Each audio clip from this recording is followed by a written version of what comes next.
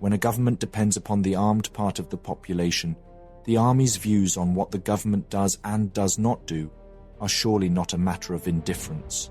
Albrecht von Roon, Prussian Minister of War, May 29, 1864.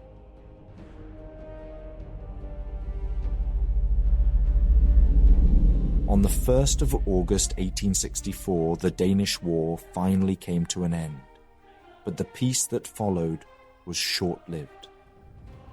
For decades, if not over a century, bitter rivalries had simmered between Austria and Prussia. Despite their joint occupation of the territories, tensions remained high.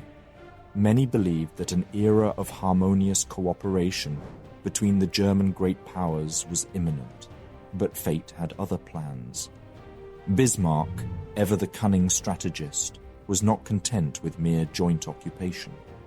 His ultimate objective was to annex both duchies to Prussia and neutralize Austrian political influence in Germany. He was willing to go to war to achieve this goal.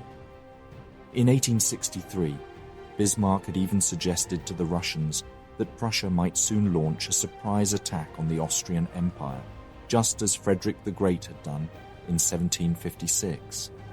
To keep all options open, Bismarck dragged out the joint occupation while simultaneously picking fights with the Austrians at every opportunity. The victories of Prussia in Denmark not only had an impact on foreign affairs, but also had a significant effect on the domestic political landscape. The wave of patriotic enthusiasm that followed the triumphs led to divisions within the Prussian liberal movement, which had been the most powerful opposition to Bismarck's government.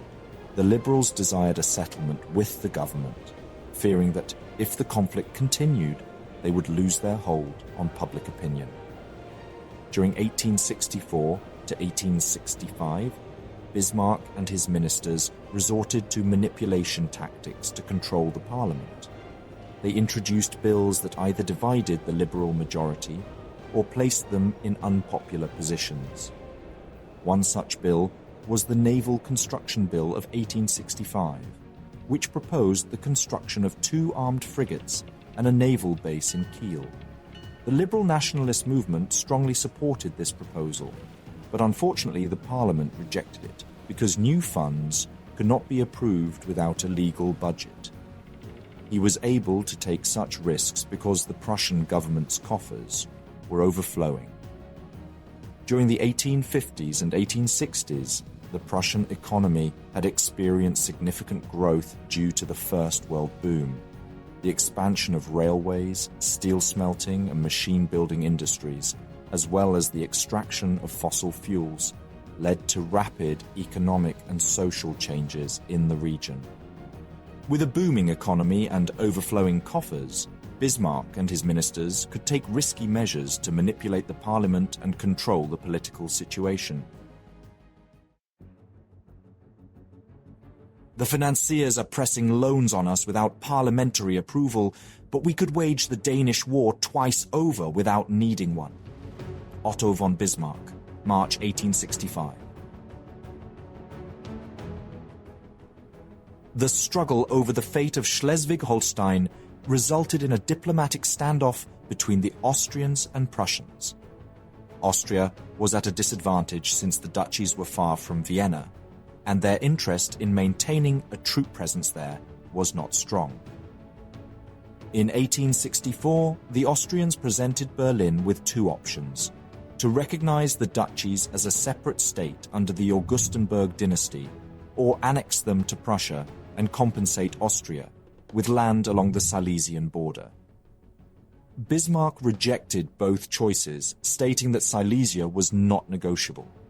In February 1865, Prussia made a provocative statement, declaring that it would view any form of independent Schleswig-Holstein as a Prussian satellite. The Prussians continued to expand their control over the duchies, angering the Austrians, who took the issue to the Confederal Diet and reintroduced the Augustenburg succession as an option. By summer, war seemed likely, but it was averted when Francis Joseph sent an ambassador to negotiate with King William. Politics is the art of the possible. Otto von Bismarck. In 1865, the Convention of Gastein was signed to establish joint Austro-Prussian sovereignty in the duchies. Schleswig was to be under Prussian control, while Holstein under Austrian control. However, Bismarck had only proposed this temporary solution to buy time. Prussian provocations in Holstein persisted, leading to Vienna being accused of violating the treaty. By February 1866, a council in Berlin declared that war with Austria was inevitable, citing Austria's treatment of Prussia as a rival and enemy and failure to honor the convention. Bismarck argued that Prussia's ambition to lead Germany had been unfairly blocked by Austria. The Crown Prince was the only one advocating for a non-military solution. Both the Austrian and Prussian governments were eager to secure allies in Germany before the war. Bismarck tried to gain support from the electorate of Hesse by offering them territorial compensation in the Grand Duchy of Hesse if they would ally with Prussia. But Elector Frederick William was offended by the idea and instead joined forces with the Austrians. During the spring of 1866, the Austrian Emperor Franz Joseph sought to form a coalition against the Prussians and reached out to King George V of Hanover. Despite some initial doubts, the king eventually agreed to join forces with Austria. Soon after, many southern German states also allied with Austria, including the kingdoms of Bavaria and Württemberg, as well as smaller middle states like Baden and Nassau. However, most of the northern German states, such as Oldenburg, Mecklenburg and Brunswick, joined Prussia's cause, setting the stage for a deadly conflict between Germany's most powerful states. As tensions continued to escalate, war became all but inevitable. In the aftermath of the Crown Council in April 1866, Bismarck sought to secure an alliance with Italy against Austria. Negotiations between the two countries began, and they agreed to support each other in the event of a war breaking out with Austria within the next 3 months. However, Bismarck's attempts to incite a Hungarian revolution were unsuccessful. At the Crown Council on February 28th, Bismarck announced his intention to seek more definite guarantees from France, and negotiations between the two countries were initiated. While the specifics of the promises Bismarck made to Napoleon III are unclear, it is believed that French neutrality was secured in exchange for territorial compensations in Belgium, Luxembourg, and the region between the Rhine and Moselle, which included the Prussian Saarland and the Bavarian Palatinate. Austria had also secured French neutrality through similar means, including the creation of a French satellite state in the Rhineland. These agreements gave Napoleon III confidence that France would benefit from the Prusso-Austrian conflict, regardless of the victor.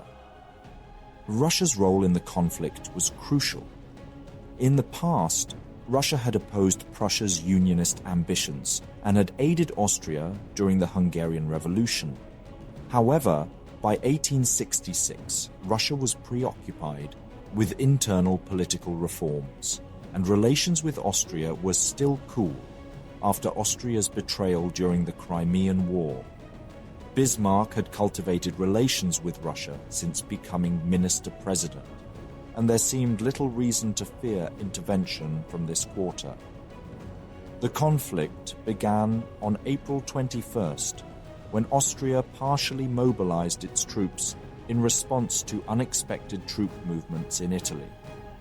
This led to a chain of mobilizations and countermeasures on both sides. In May, the German Diet demanded an explanation from Prussia for its mobilization. On June 11th, the Austrian ambassador proposed a resolution calling for the mobilization of the Confederation against Prussia, which was passed by a majority vote on June 14th. In response, the Prussian ambassador walked out, declaring the Confederation dissolved. The outcome of the war was not a foregone conclusion. In fact, Many well-informed contemporaries, including Emperor Napoleon III, who had fought against the Austrians in 1859, predicted an Austrian victory.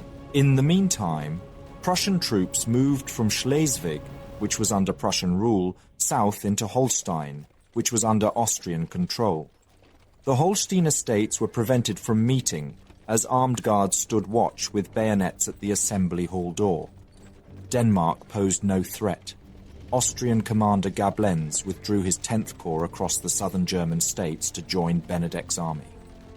At noon on June 15th, Prussia issued 12-hour ultimatums to Saxony, Hanover and Hesse-Kassel, demanding that they stand down their forces and join the new Prussian state, or face war. At midnight, Prussia invaded all three states. The following day, Austria declared its willingness to help any state invaded by Prussia, which was seen as a declaration of war by Prussia. 2 days later, Italy also declared war. The army of the Kingdom of Hanover, comprising 2 divisions or 19,000 men under Major General von Arenschild, found itself mobilized only because June 15th coincided with summer maneuvers. They barely escaped a Prussian invasion from Minden by moving south to Göttingen, abandoning their supplies and equipment. Prussian commander Falkenstein, who despised Moltke, ignored Moltke's orders. On June 18th, he arrived in Hanover a few hours after its army had left and declared a day of rest, despite Moltke's urgent requests to press on immediately southeast against the Hanoverian army. As the Hanoverian army rested in Göttingen, Moltke grew concerned that they might be joined by Bavarian forces moving northeast. He ordered Falkenstein to attack the Hanoverians 4 times, and when these orders were ignored, he suspended Falkenstein's command and issued orders directly to divisional commanders. General Eduard Fliess was directed to mobilize fortress troops from Frankfurt and move to Gotha. General Friedrich von Baer was instructed to move from Göttingen to Eisenach, and General Count von Groben was to go north towards Kassel. The Hanoverians, hoping for help from the Bavarians and the 8th Corps to the southeast, were left to face their fate alone. Moltke issued a 7th order to Falkenstein to put an end to the Hanoverian army on the night of the 26th of June. Meanwhile, Fliess was instructed to wait for the arrival of Bayer and Groben and hold Gotha and the Werra Valley against the Hanoverians.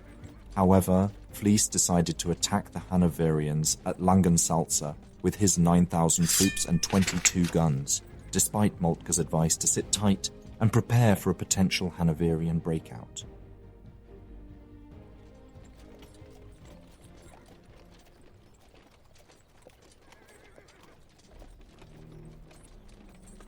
The Hanoverian army, led by Major General Alexander von Arenschild, held a strong defensive position on the north bank of the river Unstrut.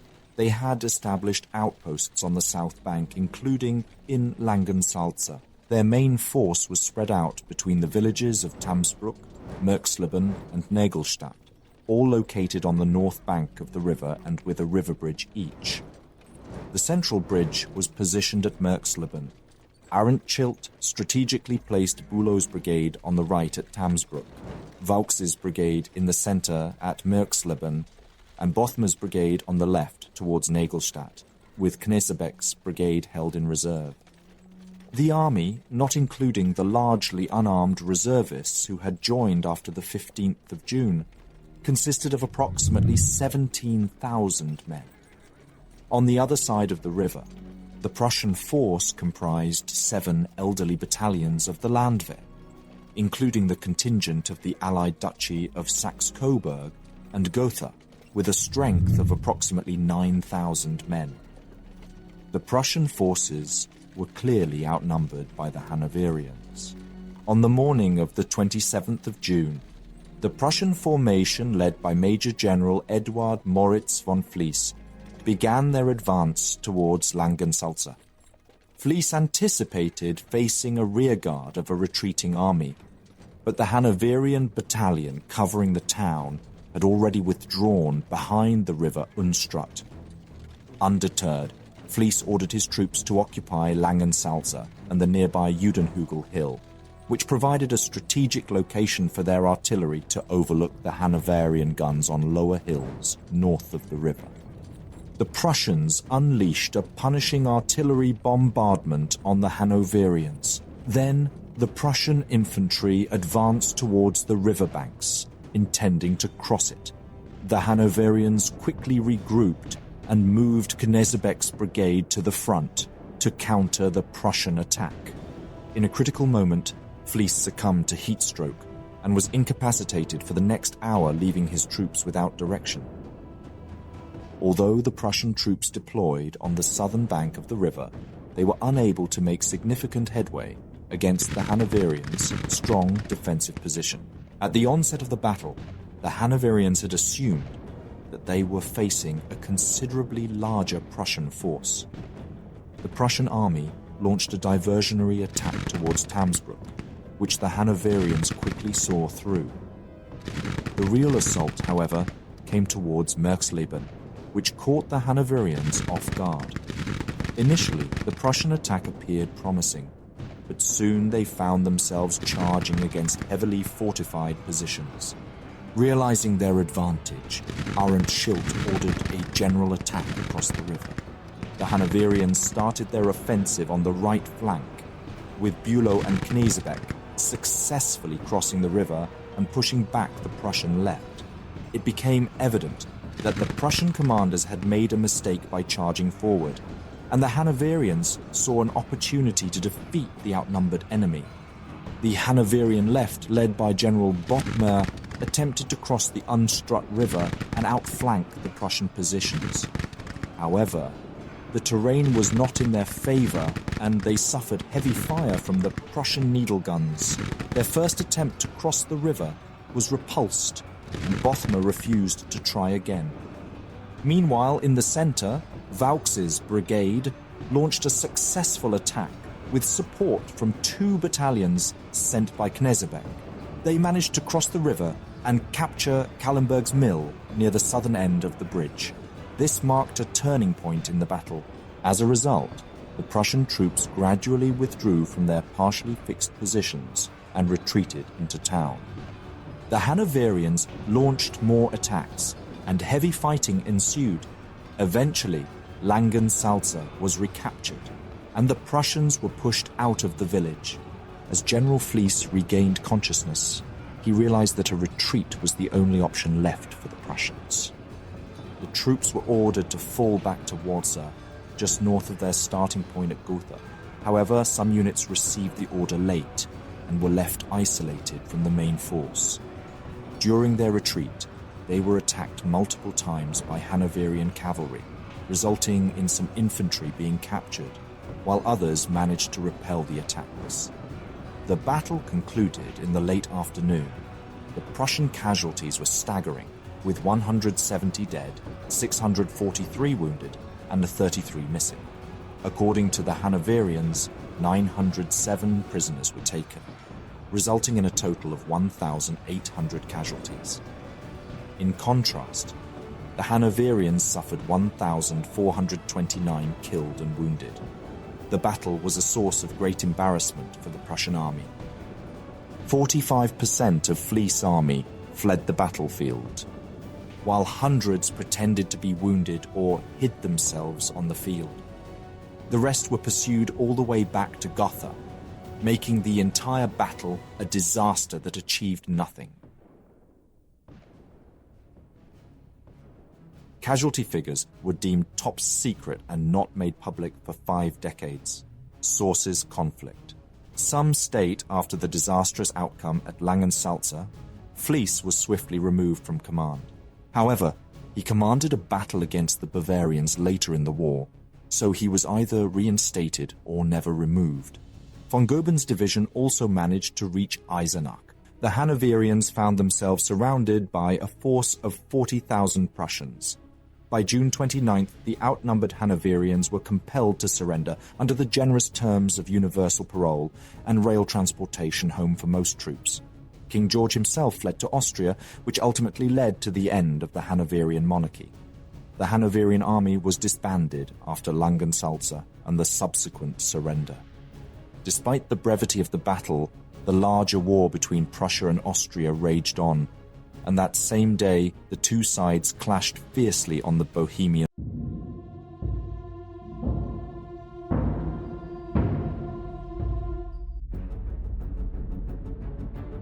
In the summer of 1866, amidst the tranquil beauty of Bohemia, the Prussian Second Army descended upon the land, piercing through the formidable Riesen Mountains. However, this treacherous terrain forced the Prussian forces to fragment, each contingent struggling to find its way through the treacherous passes. Amidst this tumultuous invasion, General Karl Friedrich von Steinmetz found himself in a precarious situation. Leading his 5th Corps, a force of 10,000 soldiers, they emerged from a deep gully near the town of Nachod. The Austrian army, swelling with numbers that doubled their own, stood before them. Steinmetz ordered his vanguard to seize a row of elevations nearby the village. He knew purely, judging the numbers, he did not stand a chance. His only other option for survival was to seize the strategic high ground.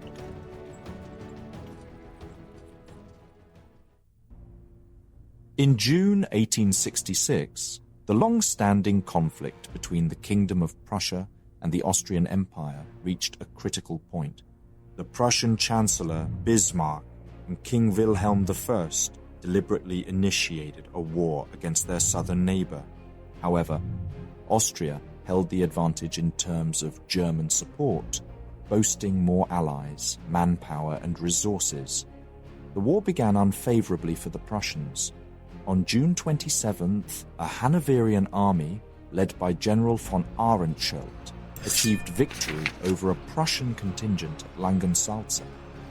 Despite this setback, the Hanoverian king had no choice but to surrender 2 days later, as his main army found itself surrounded by a superior Prussian force. The Hanoverian conflict, though significant, paled in comparison to the main battle and logistical preparations against the Austrians. As the war commenced in June, the Prussian armies gathered along the Prussian border.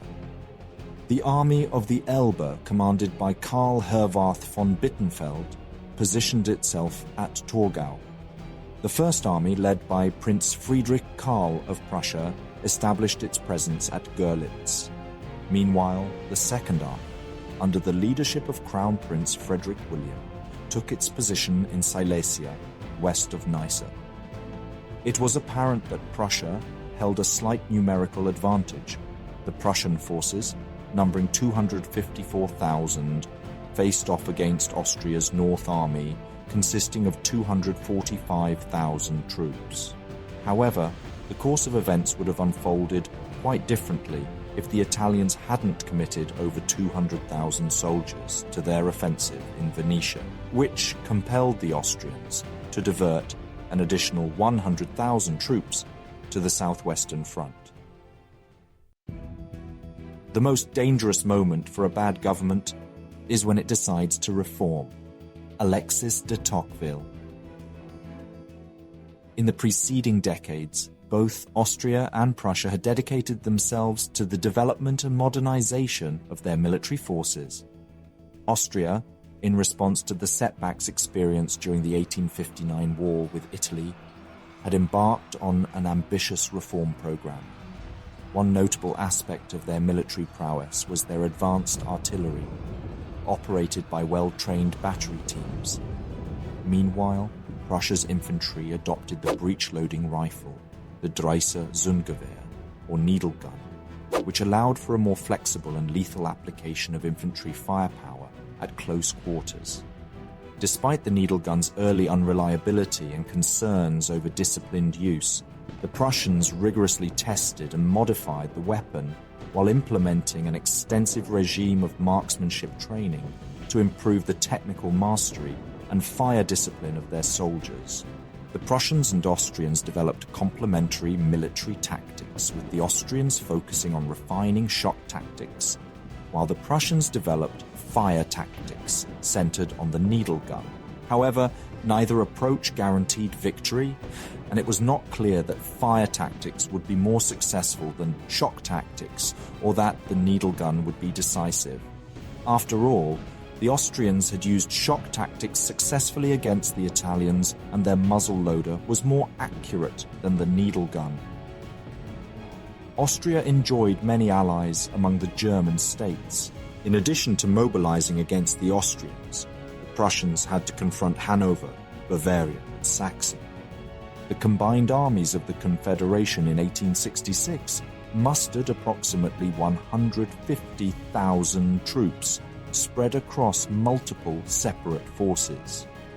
The Prussian army, led by Helmut von Moltke, the chief of the General Staff, possessed remarkable foresight in anticipating the situation at hand. Despite Moltke's relative anonymity beyond Prussia's borders, he devised a clever strategy to divide the Prussian forces into smaller, agile groups. By adopting this approach, the Prussians not only alleviated logistical challenges but also enhanced the speed and maneuverability of their forces, granting them complete control over the timing and location of confrontation. While a portion of the Prussian army invaded Hanover, the majority of their troops shifted towards Western Bohemia. To the direct south lay the Kingdom of Saxony. On the 24th of June, Prince Albert of Saxony assumed overall command of the Austro-Saxon forces. Meanwhile, the Austrian army, led by Ludwig von Benedek, concentrated its strength in Olmütz.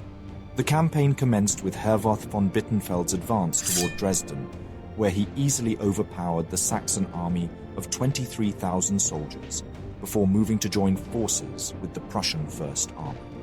The Saxons failed to execute their plan of destroying the vital railroads in their wake. This oversight proved advantageous for the advancing Prussian forces, enabling them to make swift progress. In the eastern theatre of operations, the Prussian Second Army, led by Crown Prince Frederick William, faced the most challenging assignment. They were tasked with navigating through the treacherous mountainous terrain, traversing 3 narrow passes.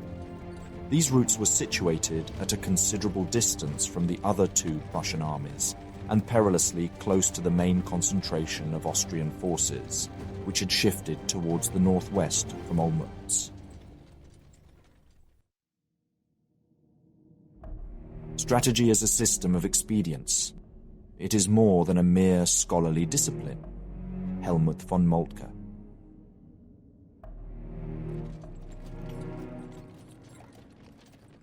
Reluctantly, General Benedek directed his troops in a northward movement in 3 parallel columns. Taking strategic positions at the fortress of Josefstadt and securing the mountain passes from Saxony and Silesia, the Austrian forces prepared for the impending confrontation. Responding to the situation, Moltke issued a bold order on the 22nd of June. He commanded both armies under his authority to converge upon Jitschin, a location near the Austrian positions. This audacious maneuver aimed to curtail the duration of the war, despite the inherent risk of one army being overtaken en route. Albert of Saxony joined forces with Eduard Clam-Gallus's First Corps in the vicinity of Mönchengrätz. By the 26th of June, Albert proposed the occupation of Turnau to the north as a means to safeguard their flank. Clam-Gallus disagreed, leading to a delay in action. It was not until the afternoon that Albert received 2 critical pieces of information simultaneously. Firstly, news of the Prussian occupation of Turnau reached him, and secondly, an order arrived from Benedek emphasizing the imperative to defend Turnau and Mönchengrätz. Determined to reclaim Turnau and seize the hills west of the Isar River beyond Podol, the Allied forces prepared for a counteroffensive. The bridges at Turnau and Podol were of utmost importance, as their control would enable the Prussians to outflank the Allied forces from the north. In the quiet hamlet of Podol, the Austrians were confronted with a sobering and painful lesson in the devastating effects of fire tactics. As Prussian reinforcements advanced, the Austrians made a bold move, launching a bayonet charge in an attempt to repel the encroaching enemy. However, the Prussians defied expectations by halting their retreat and swiftly organizing their forward platoons. By the stroke of 2 o'clock in the morning, the Austrians, battered and recognizing the futility of their efforts, made the difficult decision to withdraw from the battlefield. Meanwhile, General Benedek had entrusted the crucial task of sealing off the mountain passes from Silesia into eastern Bohemia, located above the town of Glatz, to 2 corps of the North Army. The 10th Corps, led by Gablenz, and the 6th Corps, led by von Ramming, were assigned specific roles in securing the strategic positions. Gablenz's primary objective was to block the defiles at Trautenau, while Ramming diligently defended the passes at Nachod. These vital positions held significant importance in controlling the flow of conflict within the challenging terrain. Among the columns under the command of the Prussian Crown Prince, it was General Karl von Steinmetz's 5th Corps that found itself in the most exposed position. This corps, constituting the left flank of the Second Army, embarked on a perilous journey from Glatz towards the destination of Nachod. Along this route, numerous potential bottlenecks loomed, particularly in the vicinity of Nachod, where the road wound its way through a narrow valley stretching for 5 miles.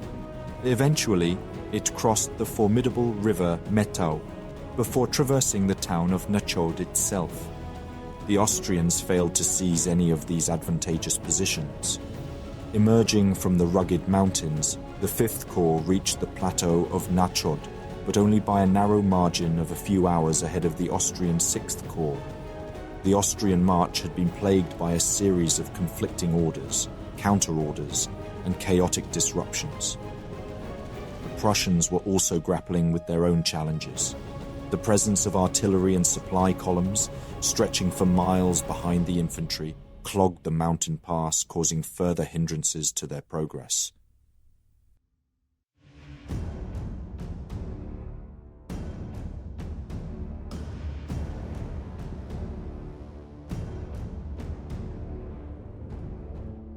General von Steinmetz, known for his relentless drive, commanded a force of 10,000 troops. Leading the vanguard was General von Lohenfeld, who displayed astuteness and foresight in his tactical approach. Recognizing the importance of maintaining a strategic advantage, Lohenfeld chose to deploy his battalions under cover and in open order. Rather than seeking immediate glory through an audacious attack, he prioritized the screening of the corps' arrival, ensuring a coordinated and cohesive advance. While the Prussians pressed forward, General Ramming's troops faced delays due to a 5-hour setback before receiving Benedek's orders. On the morning of June the 27th, at approximately 8:15 a.m., Ramming's 6th Corps, consisting of around 21,000 soldiers, reached the town of Skalitz, situated west of Nachod. It was at approximately 9 o'clock when Colonel Hertweg, leading Ramming's 2nd Brigade, initiated an advance towards the leading elements of Major General von Lohenfeld's Prussian 9th Division. The Prussians had already seized control of the commanding Wysokow Heights. Setting up his headquarters on the main road between Skalitz and Wysokow, General Ramming devised a plan to maneuver his forces across the Prussian front and secure control of Wysokow town. However, his intentions quickly turned to dismay as he witnessed Colonel Hertweg's ill-fated decision. Ignoring the Prussian strategic footing, Hertweg's brigade prematurely changed direction, directing their assault straight up the daunting face of the Wysokow Ridge. Unleashed upon them was a relentless onslaught of rapid gunfire from the well-positioned Prussian troops. Armed with their lethal needle guns, the consequences were devastating. The arrival of the 2nd Austrian Brigade, led by Colonel Jonak, offered a glimmer of hope amidst the chaos. Advancing from Opokno, positioned behind Hertweg's 2nd Brigade, Jonak's 4th Division moved forward. Witnessing the faltering units of Hertweg, Jonak displayed resolve and led his formation up the hill, attacking the Prussian southern flank.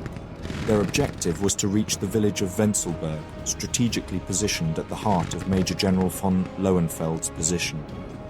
Despite enduring horrendous casualties, Jonak's men reportedly exhibited remarkable valor as they managed to secure the churchyard.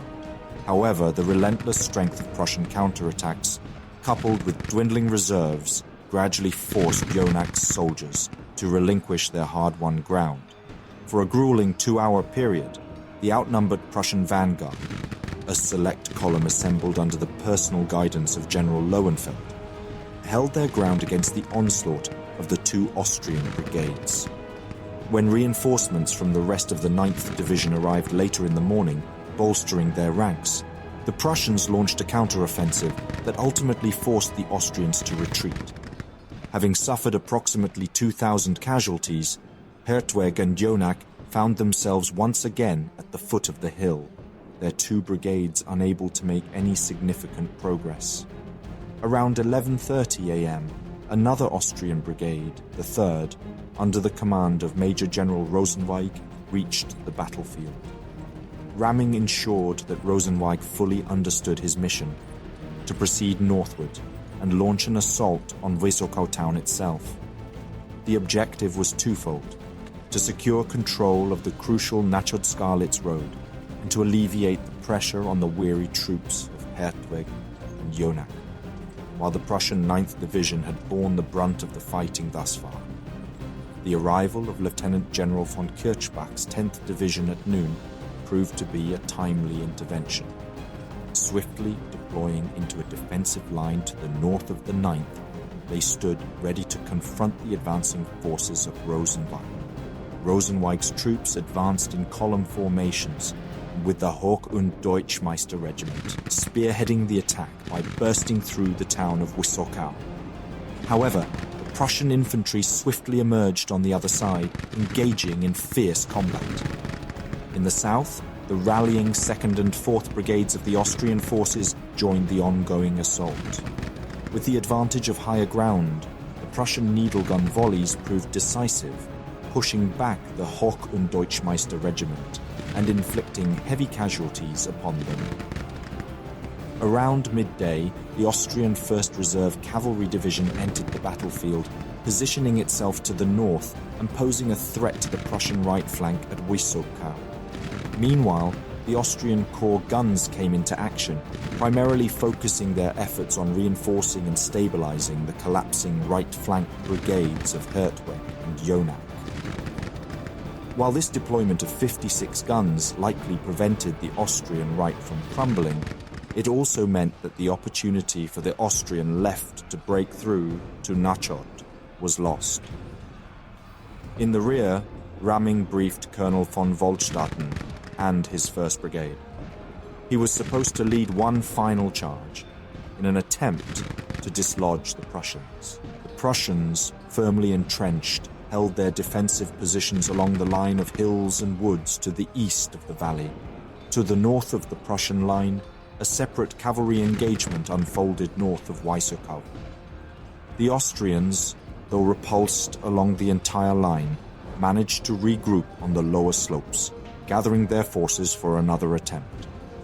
Around 1 p.m., von Ramming issued the order for a final full-scale assault, led by Waldstatten and his 1st Brigade.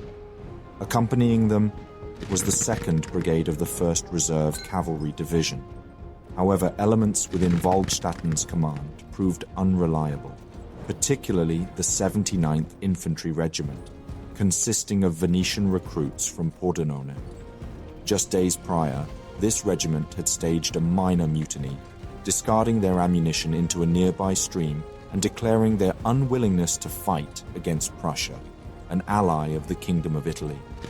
Placed at the rear of the brigade, the cavalry was given the task of closely monitoring their behavior.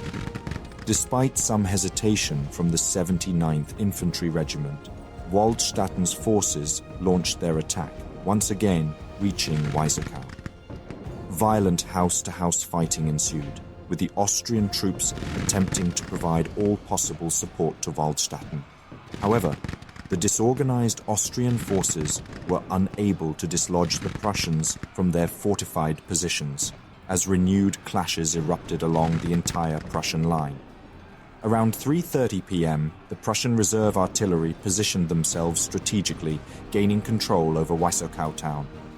As a result, the Austrians began a gradual retreat, their once orderly ranks now crumbling in several regiments, notably Hertwig's exhausted Polish troops.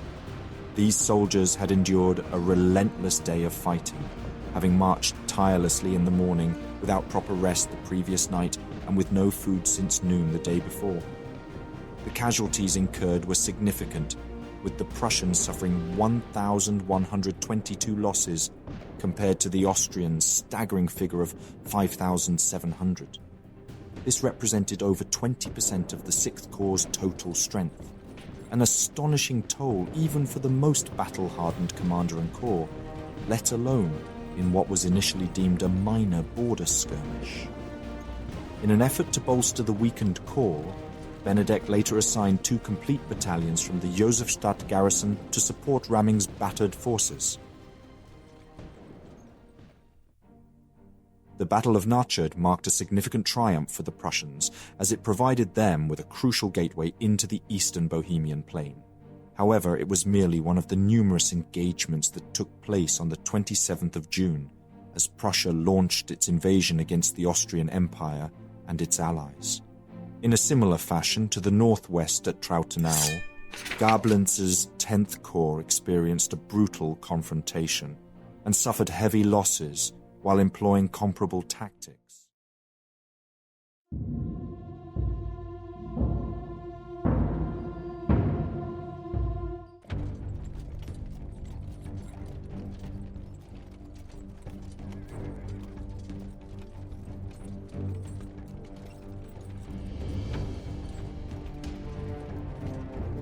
June 27, 1866. The Prussian army had initiated invasions of Hanover, Saxony, and the electorate of Hesse 12 days prior. Moreover, Italy had declared war on Austria on June 20th, following their defeat by the Hanoverians at the Battle of Langensalza. The Prussian forces had surrounded the Hanoverian army, compelling their surrender. Concurrently, 3 separate Prussian armies had launched invasions into the Austrian Empire, utilizing the Bohemian mountain passes as their entry points.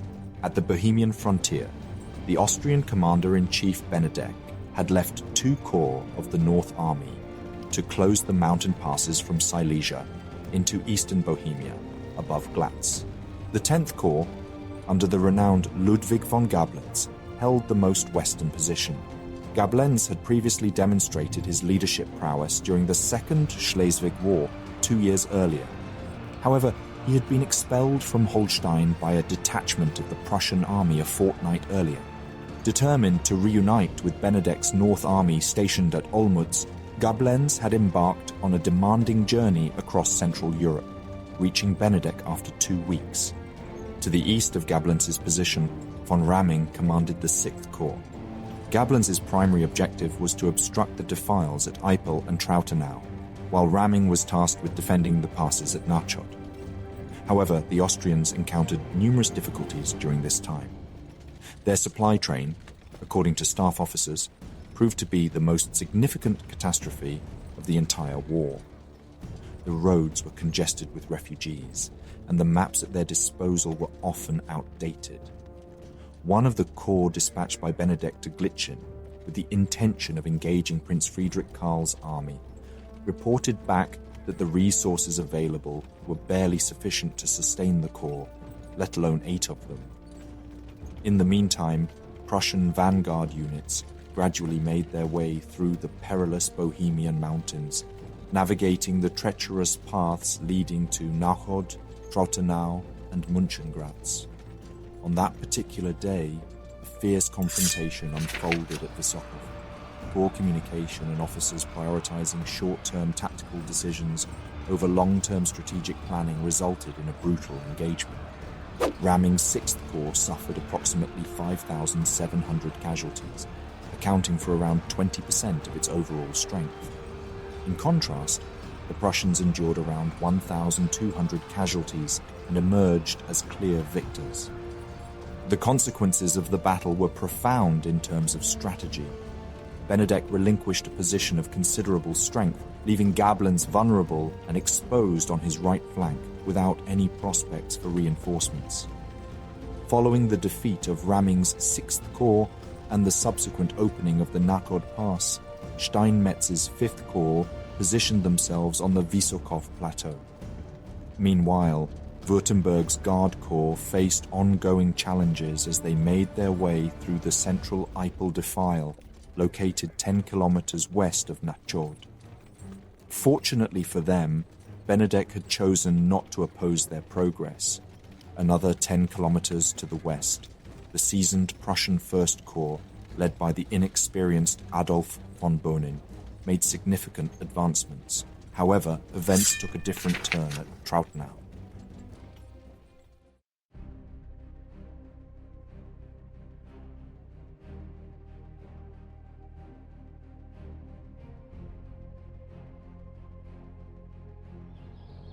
Located 12 miles northwest of Nachod, Trautenau was a town renowned for its cotton textiles, with a population of around 5,000. Situated along the northern bank of the Alper River, it nestled in a basin nearly encircled by mountains in the western foothills of the Silesian Mountains. The terrain was characterized by wet and marshy ground, serving as an entry point to the Silesian Mountains. To the immediate south of the town, 3 prominent hills covered in dense woods and tangled undergrowth, intersected by ravines, commanded the surrounding area. These hills dominated the landscape, rendering it unsuitable for cavalry or artillery maneuvers. Field Marshal Lieutenant von Gablens' 10th Austrian Corps moved northeast along the upper Elbe River towards the gates of Trautenau.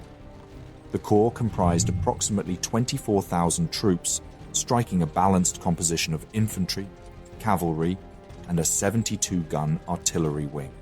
Upon their arrival in the camp on June 26th, they deployed a single brigade as the advance guard. Brigade Mondel, acting as the advance guard, reached Trautenau at dawn.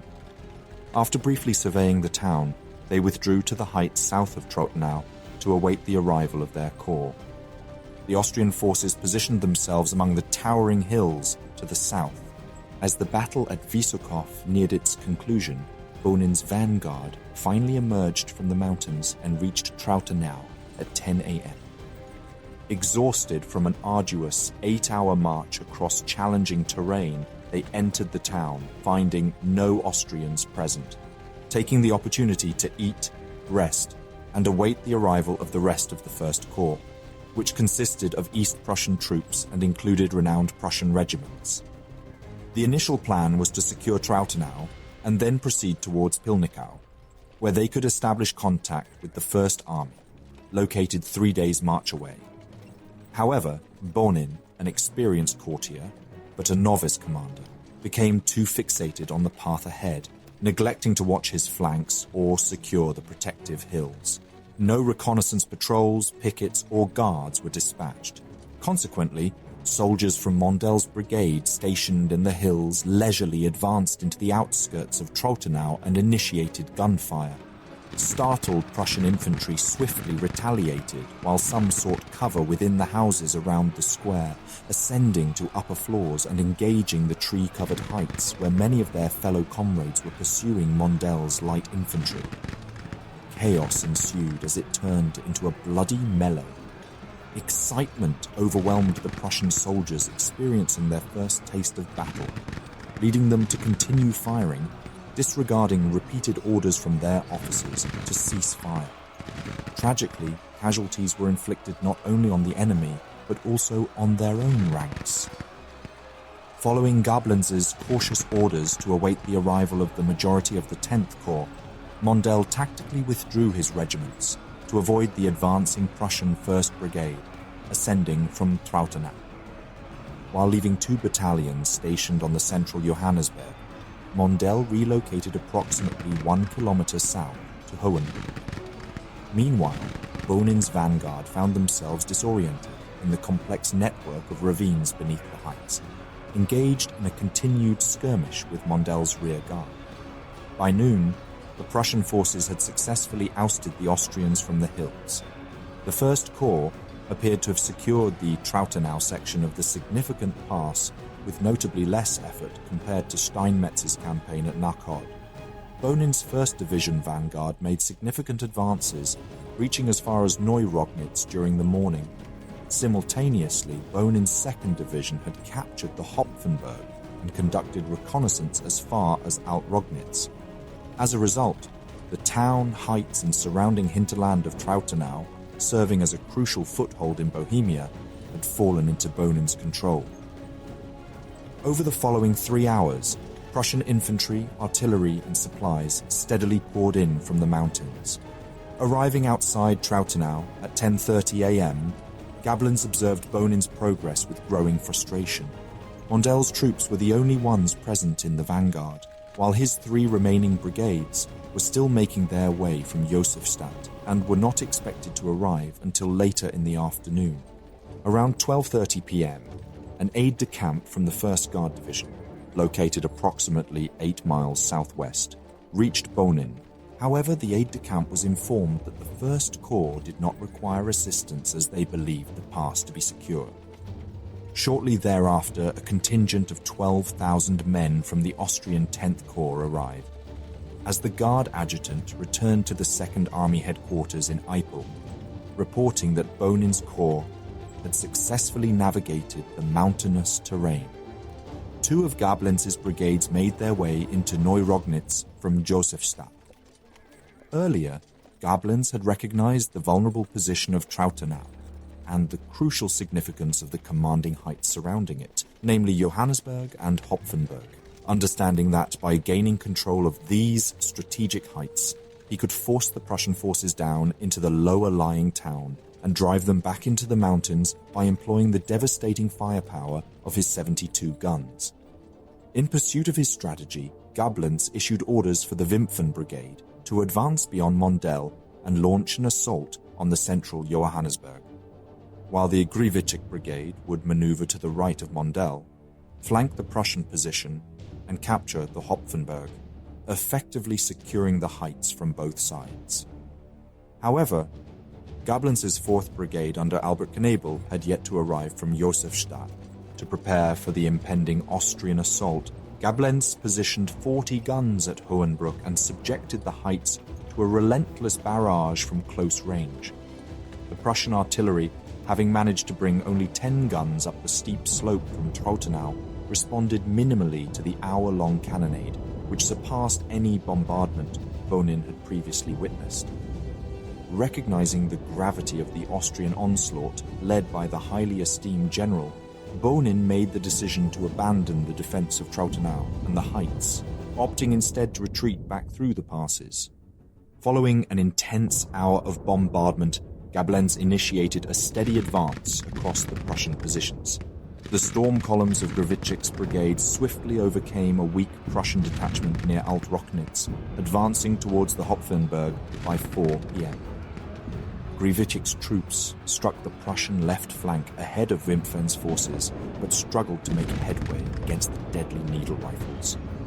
Adolf Wimpfen's weary soldiers, fatigued from their long march from Josefstadt, discarded their backpacks and advanced towards the Johannesburg in a tightly knit formation, engaging in close combat with Prussian skirmishers using bayonets.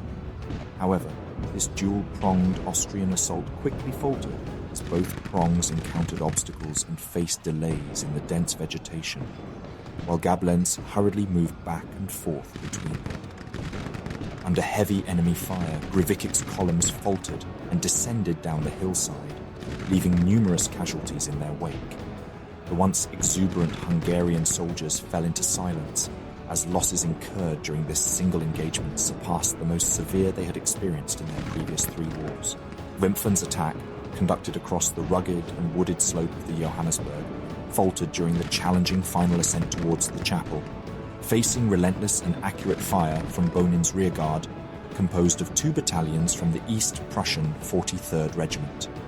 The Austrian forces suffered significant casualties as a result. Over the following 3 hours, a mere 4 Prussian battalions, valiantly defended their positions against the overwhelming 10th Corps. Despite facing a staggering numerical disadvantage of approximately 5-1, the Prussians inflicted devastating casualties on the enemy in their fortified defensive positions. As the noon approached, the battlefield became shrouded in dense smoke from gunpowder, obscuring the arrival of an additional Austrian brigade. Colonel Albert Knebel, who arrived from Josefstadt in Neurognitz at 5 p.m., was instructed by Gablenz to remain in reserve alongside Mondell. Assessing the situation at Trautenau, Knebel observed that Grevikic had been pushed back to the banks of the Alper River by the Prussian 4th Brigade. Meanwhile, Wimpfen, after sending an urgent message to Knebel, was gathering the remnants of his predominantly Ukrainian 58th Regiment from the southern slopes of the Johannisberg. Similar to Wimpfen's Venetian troops earlier, they had suffered heavy losses while engaging the 2 Prussian battalions stationed around the chapel. Despite Gablenz's orders to remain in reserve, Knebel made the decision to disregard them. Convinced that the enemy was fatigued, he believed that successive attacks from his brigade would break their defenses. Proceeding to the left of Wimpfen, Knebel initiated a final assault on the chapel. Despite suffering heavy losses of 43 officers and 859 men, Knebel's half-battalion formations persevered, ascending towards the Prussian right. Joined by Wimpfen, they eventually reached the summit, clearing the church through determined bayonet charges. The Prussian rearguard under Bonin was forced back to Trautenau, where they retreated alongside the rest of the First Corps, following the course of the Oper River. The Battle of Trautenau proved to be a costly and Pyrrhic victory for Austria. Although the Austrian troops were shaken, their casualties, which could have led to their defeat, were spread out over an extended period, approaching a critical threshold of 24% only when the Prussians began their withdrawal. They suffered nearly 5,000 casualties, nearly 4 times the number incurred by Prussia, which totaled around 1,300. In the aftermath of the battle, the hills surrounding Trautenau were littered with the wounded and dying, abandoned to endure the effects of shock and exhaustion in the hot and arid weather.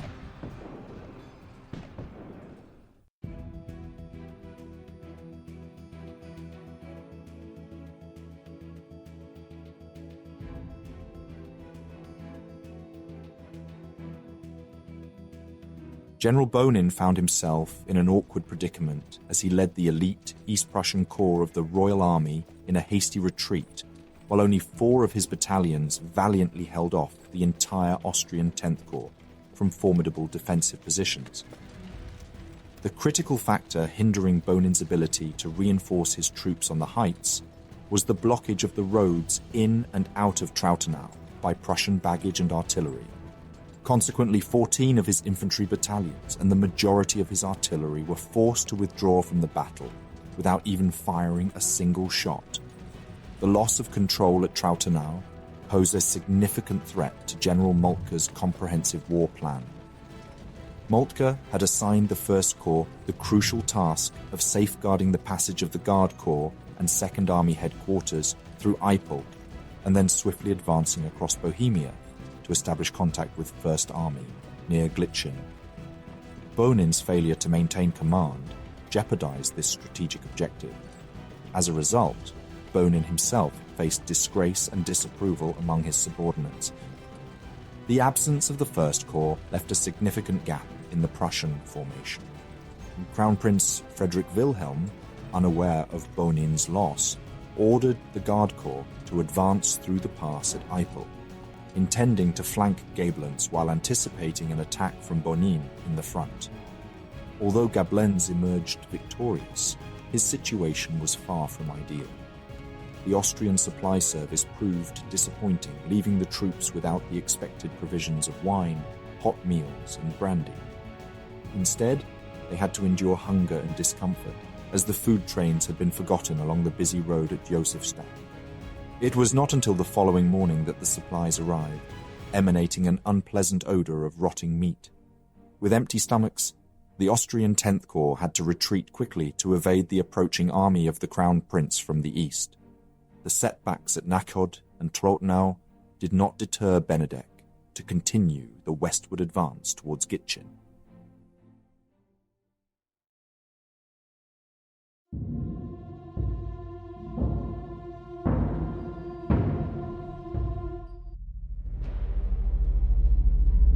In late June, a series of battles and skirmishes erupted in the Bohemian hills as the Prussian army launched a multi-sided invasion. The initial clashes took place at Podol, Wysocku, and Trautenau on June 27th. The Austrians suffered significant defeats in the first two battles. However, at Trautenau, the Austrian commander, Ludwig von Gablenz, utilized his numerical advantage and the bravery of his Austrian troops to push back Bonin's First Corps of the Prussian Second Army. He paid a dear price, suffering nearly 4 times as many casualties as the Prussians did. However, due to limited and slow communication channels, it became evident that both sides had to operate independently as the invasion progressed. In the aftermath of the disastrous battle at Podol, the Austrian commander Clem Gallas found himself with no viable option but to retreat towards Benedek's main army stationed at Josefstadt. Recognizing the overwhelming odds, Clem Gallas estimated that his Austrian forces, numbering 60,000, were facing approximately 140,000 Prussian troops. He was taken aback and frustrated when Benedek ordered him to hold the Isar River at all costs, despite facing an adversary more than double his strength. To the west, the Prussian Elbe army under Herwarth von Bittenfeld, which had pushed the Saxon army into Bohemia days earlier, advanced through the mountain passes, and to his north, the Prussian First Army under Prince Friedrich Karl had already given his Austrians a run for their money at Podol. The situation at Gitschin necessitated urgent reinforcements as the Prussian Crown Prince Friedrich's army was advancing through the Weißow passages. To aid the defeated Bonin and secure the final passage needed for their full-scale invasion, Crown Prince Friedrich dispatched the entire Prussian Guard Corps towards Trautenau. Due to Clem Gallas's failure to establish communication with the headquarters of the North Army, Benedek, the commanding officer, remained unaware of the true situation and held the belief that his forces were adequately positioned to defend against the Prussian invasion. This misconception stemmed from Clem Gallas's negligence in utilizing the corps telegraph to relay vital information. In the meantime, the Prussian forces engaged in the looting of the towns in northern Bohemia. Bohemia's riches proved enticing to Prince Friedrich Karl, to the extent that he contemplated delaying the crucial march assigned to him by Moltke, originally tasked with heading eastward to Gitschin in order to disengage the Second Army at Skarlitz and Trautenau. The prince instead set his sights on achieving a momentous victory in the form of a Kesselschlacht, or encirclement battle. Based on erroneous Prussian intelligence, Prince Friedrich Karl was led to believe that not only the Saxons and the Austrian First Corps were trapped in Mönchengratz, but also the Austrian Second Corps. The prospect of such a significant conquest within close reach fueled his determination. With the belief that a decisive blow could be delivered at Mönchengratz, the Prussian forces under Prince Friedrich Karl quickened their pace. In order to reach their target, the divisions descending from Podol had to navigate between two prominent mounts, Musky Hill, situated east of the town, and Katzhof Hill, located approximately 1 kilometer to the north.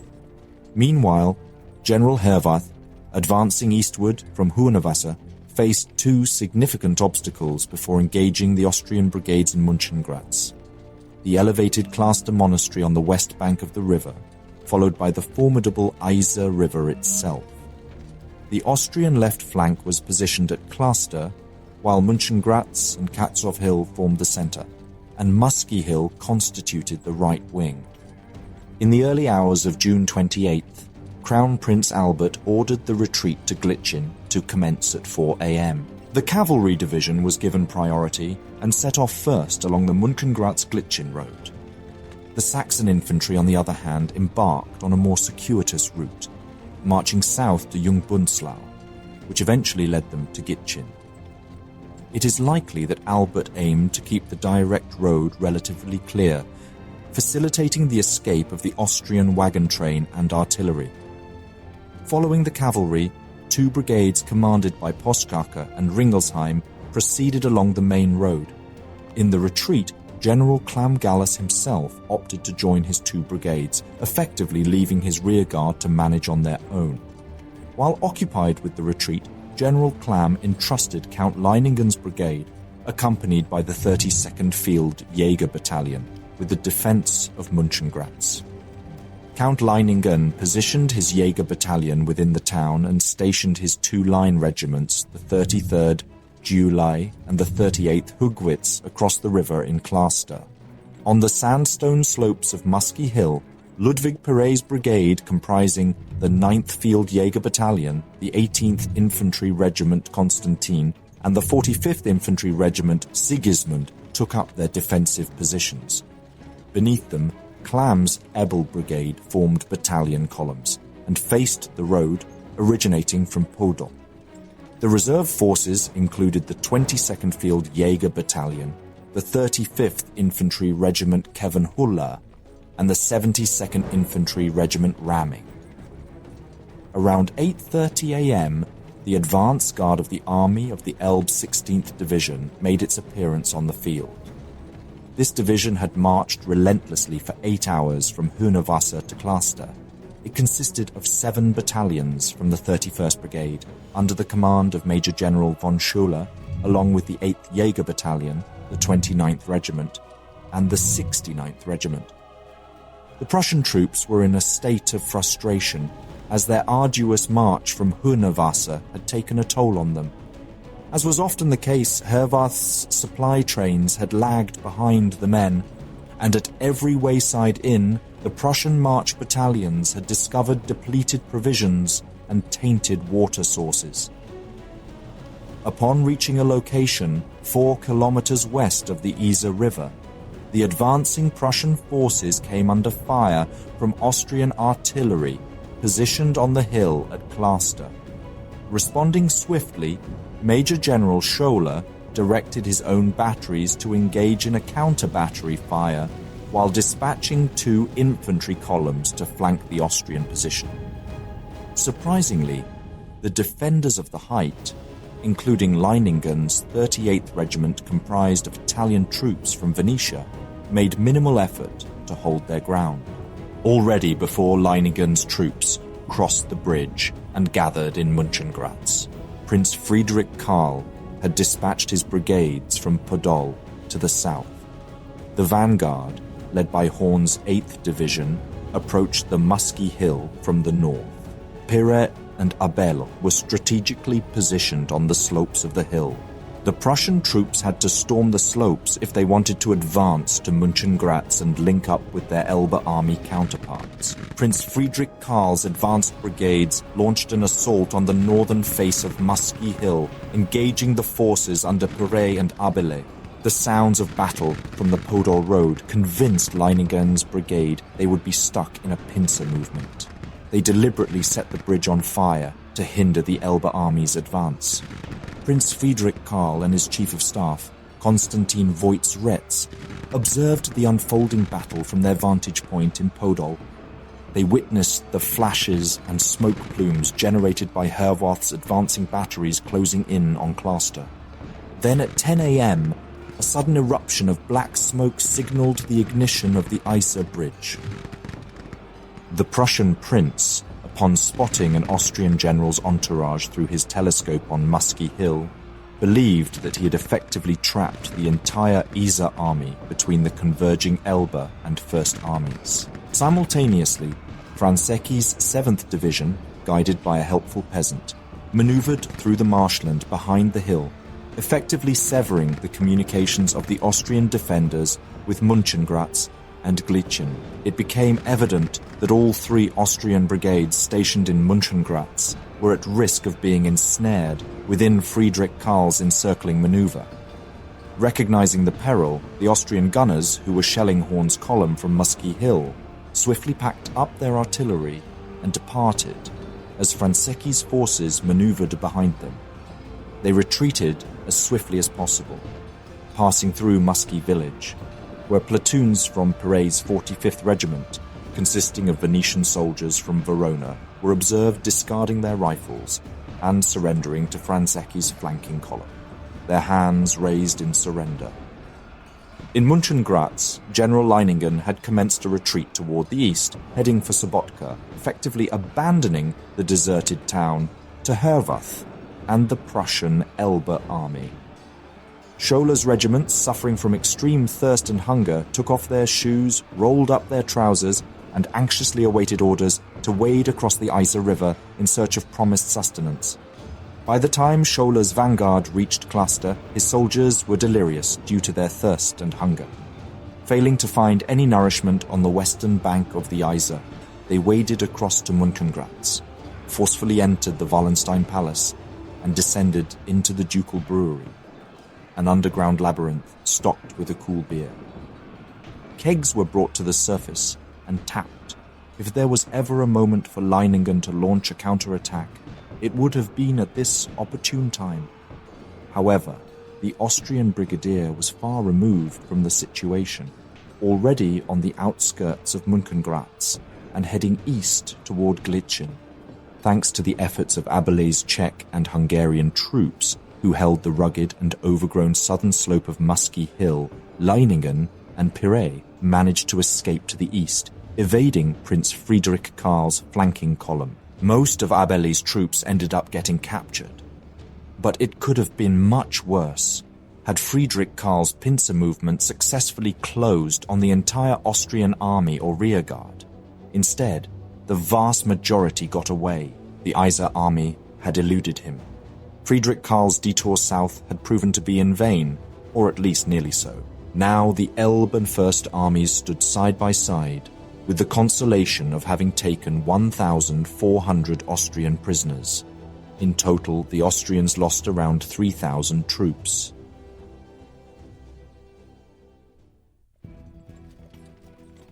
The 5 Prussian divisions that bivouacked in Mönchengratz indulged in an entire night of revelry, drinking in celebration. Their losses in the battle amounted to only 300 fallen comrades, giving them cause for joyous commemoration. Despite the formidable nature of Cluster and Musky Hill as defensive positions, the Prussian forces managed to capture them with the support of only 14 battalions, although Prince Friedrich Karl's left wing remained 50 kilometers away from Friedrich Wilhelm's right wing, with the Austrian North Army positioned between them. Still, that same day clashes occurred to the east at Burkersdorf and Skalitz. And without Prince Friedrich Karl's Prussian army close by, the Crown Prince was unable to act with as much initiative as he would like.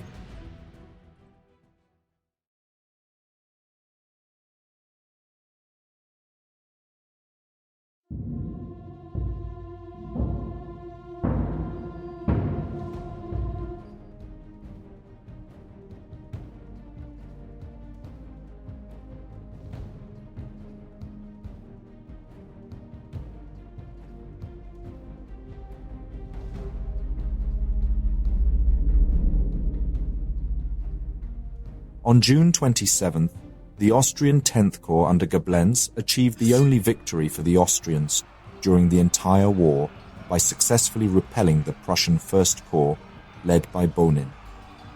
However, Koblenz's position became untenable due to the Austrian defeat at Weißekau and the advancing Prussian Guard Corps towards Eipel. Despite the circumstances, the situation could have been worse. To the west, Prince Friedrich Karl's First Army deviated from orders, neglecting to swiftly move eastward to support Crown Prince Friedrich Wilhelm's Second Army's advance through Nachod, Eipel, and Trautenau. Instead, he turned south with the intention of encircling the Austro-Saxon Iser army at Mönchengratz. The following day, he would score a victory, but it was meaningless for the greater war effort. The risk was not worth the reward. Meanwhile, in Josefstadt, Benedek and his aide-de-camp General Gideon Krismanek spent June 27th observing the intense battles unfolding on their northern flank from the fortress ramparts. While they were alarmed by the scale and intensity of the conflicts, they felt compelled to continue their westward march towards the Iser. Benedek, urged on by Krismanek, was eager to fully commit his forces against the 5 corps of the Prussian Elbe and the First Armies by joining Klam's Iser army at Glitschin on the 29th. In an attempt to mitigate losses, he ordered Archduke Leopold's 8 corps to join forces with Ramming at Skalitz. Towards the end of the 27th, a staff officer suggested reinforcing Skalitz, but Krismanek, deeming it too late to divert troops from their assigned marching routes, expressed his resignation. He reportedly muttered, "What can I do? It's too late. Everyone should just continue on to Josefstadt." Krismanek and Benedek made the strategic decision to concentrate their main attack at Glitschin on the 30th. They acknowledged the peril of pursuing the Second Army into Silesia while facing the threat of Prince Friedrich Karl's forces disrupting Benedek's lines of retreat. Considering these factors, Krismanek and Benedek reached a consensus to leave Gablenz and 2 corps stationed at Josefstadt on the 28th, with the purpose of impeding the advance of the Second Army. Meanwhile, the majority of the North Army would continue its westward flank march. At Truthenau, the intention was for Gablenz to establish contact with the Second Army, engage in battle, and subsequently disengage to return safely to Josefstadt. This approach aimed to minimize risks and avoid the need for a time-consuming rescue operation.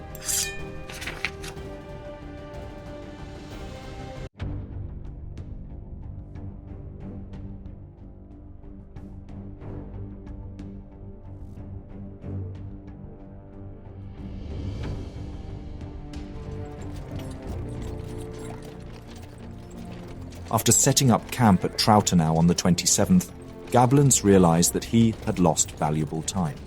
Although he did not receive specific orders for the following day, the successful advancement of the Prussian Guard and other corps compelled him to retreat to the secure Elbe line at Josefstadt. However, initiating the escape proved to be time-consuming, as there were delays in getting his trains on the road and his troops retrieving their backpacks. It was not until 8 a.m. when Gablenz himself finally left Trautenau, but by then the Prussian Guard Corps was already in close pursuit. As his march column reached Burkersdorf, approximately 5 kilometers away, the 2nd Guard Brigade, leading Prince August's 1st Guard Division, spotted them while closing in from Staudenz. The physical condition of Gablenz's troops was severely strained, as the Guard Corps had covered a distance of 50 kilometers within a span of 2 days. The approach to Burkersdorf from Eipel was particularly arduous, involving a narrow dirt track, followed by traversing through seemingly endless meadows, which further drained their energy.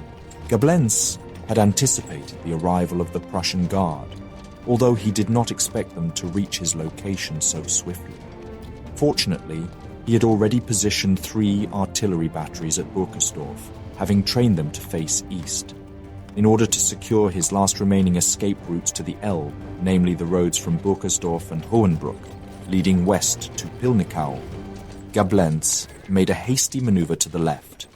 He deployed the Knebel and Mondel brigades, which had previously been moving southward, in a protective half-circle formation facing east. Specifically, Mondel took position on the left at Neurognitz, while Knebel positioned on the right at Burkersdorf. He then dispatched Grivick's brigade. Despite being devoid of any cavalry and having suffered significant damage from the preceding day's events, on a mission to flank the vanguard of the Guard Corps by advancing from the rear through Radek. Gablenz managed to position 64 guns, all aimed directly at the Prussian Guards, before they could fully engage. While the steady barrage from the 10th Corps artillery held the Prussians in check for an hour, the 2nd Guard Brigade successfully broke through and reached Burkersdorf by 9:30 a.m., launching a fierce assault on the elevated terrain leading to the village. Simultaneously, Gablenz redirected the majority of his corps onto the westward road to Pilnikow, while leaving behind a single regiment in Burkersdorf to impede the advancing Prussian forces. These soldiers, comprising Germans and Czechs from the Lower Silesian 1st Regiment, inflicted substantial casualties upon the Prussian guards, who were compelled to traverse 400 meters of exposed ground in order to capture the village. During the final approach, the Prussian guards endured relentless shellfire and targeted salvos, resulting in the loss of numerous guardsmen and every company captain leading the charge. While the Austrian 1st Regiment gradually conceded ground in Burkersdorf, Gablenz's Knebel and Mondel brigades dispersed across the fields toward Pilnikow, leaving behind a substantial number of unharmed prisoners. As the intensity of Austrian fire waned, an increasing number of disoriented Prussian guards stumbled into Burkersdorf.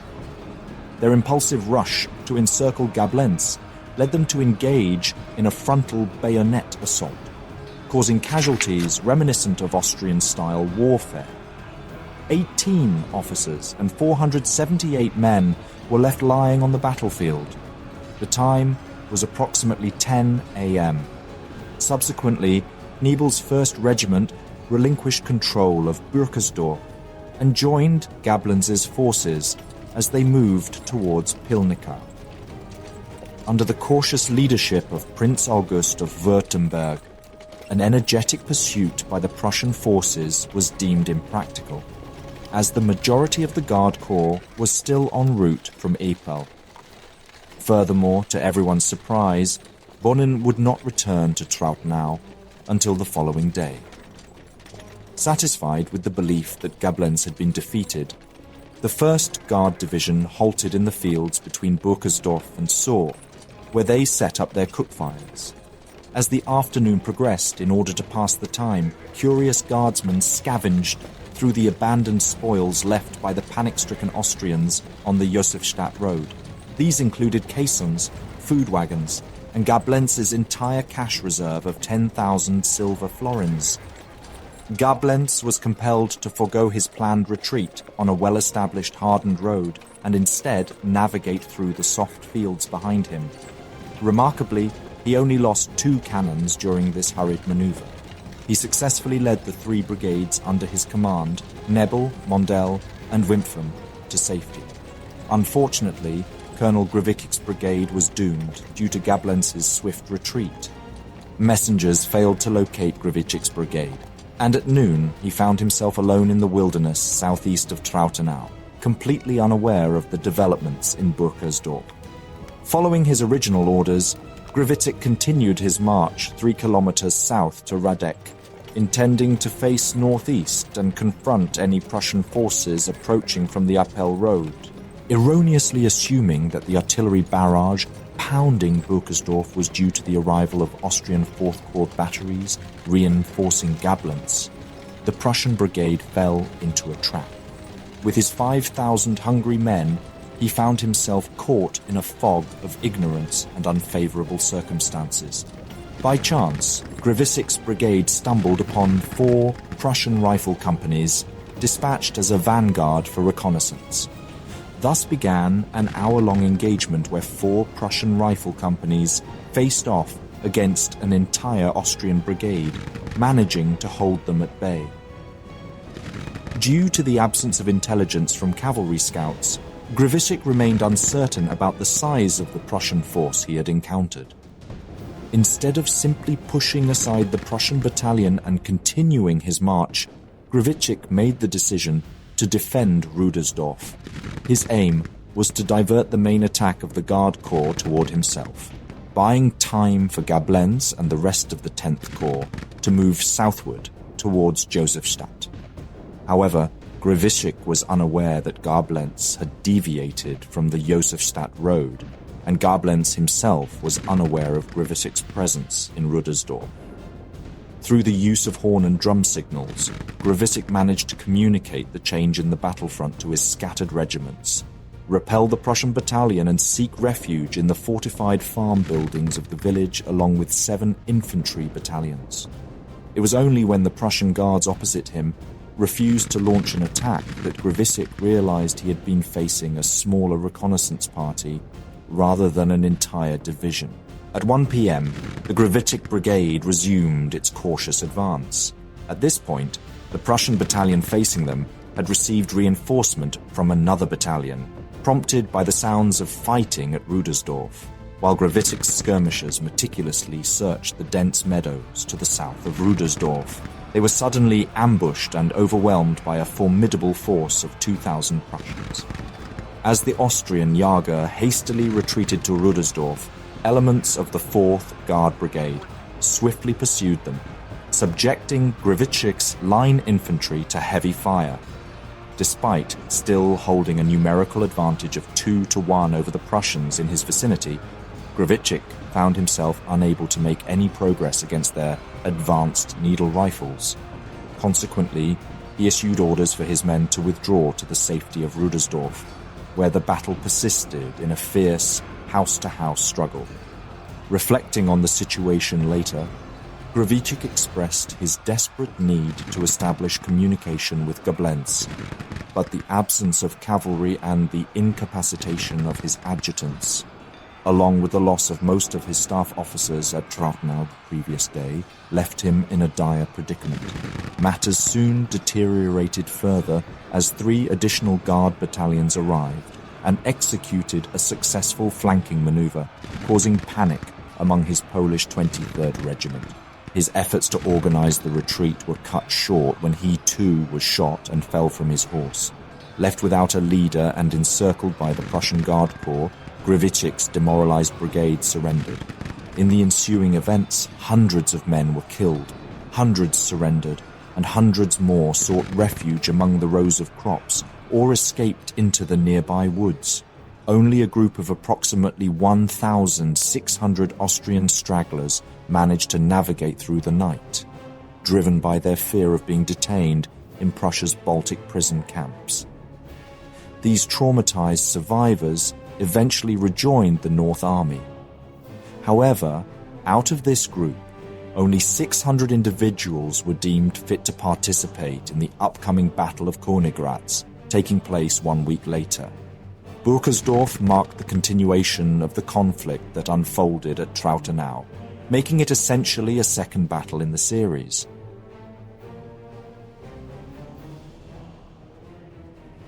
As Württemberg's cavalry pursued the retreating troops from Gravitsik's brigade, some 30 kilometers to the east, an even more significant and pivotal battle unfolded at the small market town of Skalitz.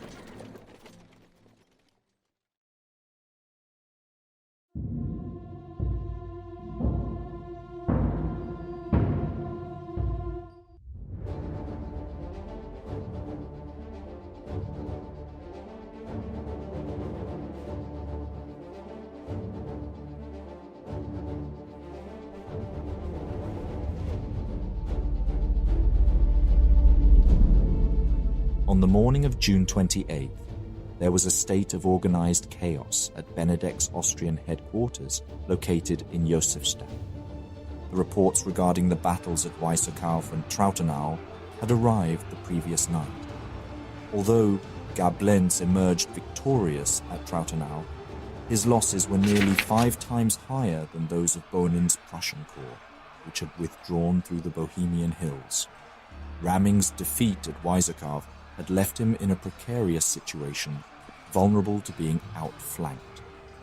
Throughout the day, Gablenz and Ramming had continuously requested and eventually demanded reinforcements in the form of more troops and artillery. Their goal was to decisively defeat the First Corps and overrun the isolated Fifth Corps. Since Clamgallus, positioned in the west, had failed to establish communication with the headquarters of the North Army, Benedek, still unaware of the situation, believed that his First Corps and the Saxons were holding their positions along the Isar River. Lacking this crucial information, Benedek made the decision to deploy the 8th Corps, commanded by Archduke Leopold, from the west to Skalitz.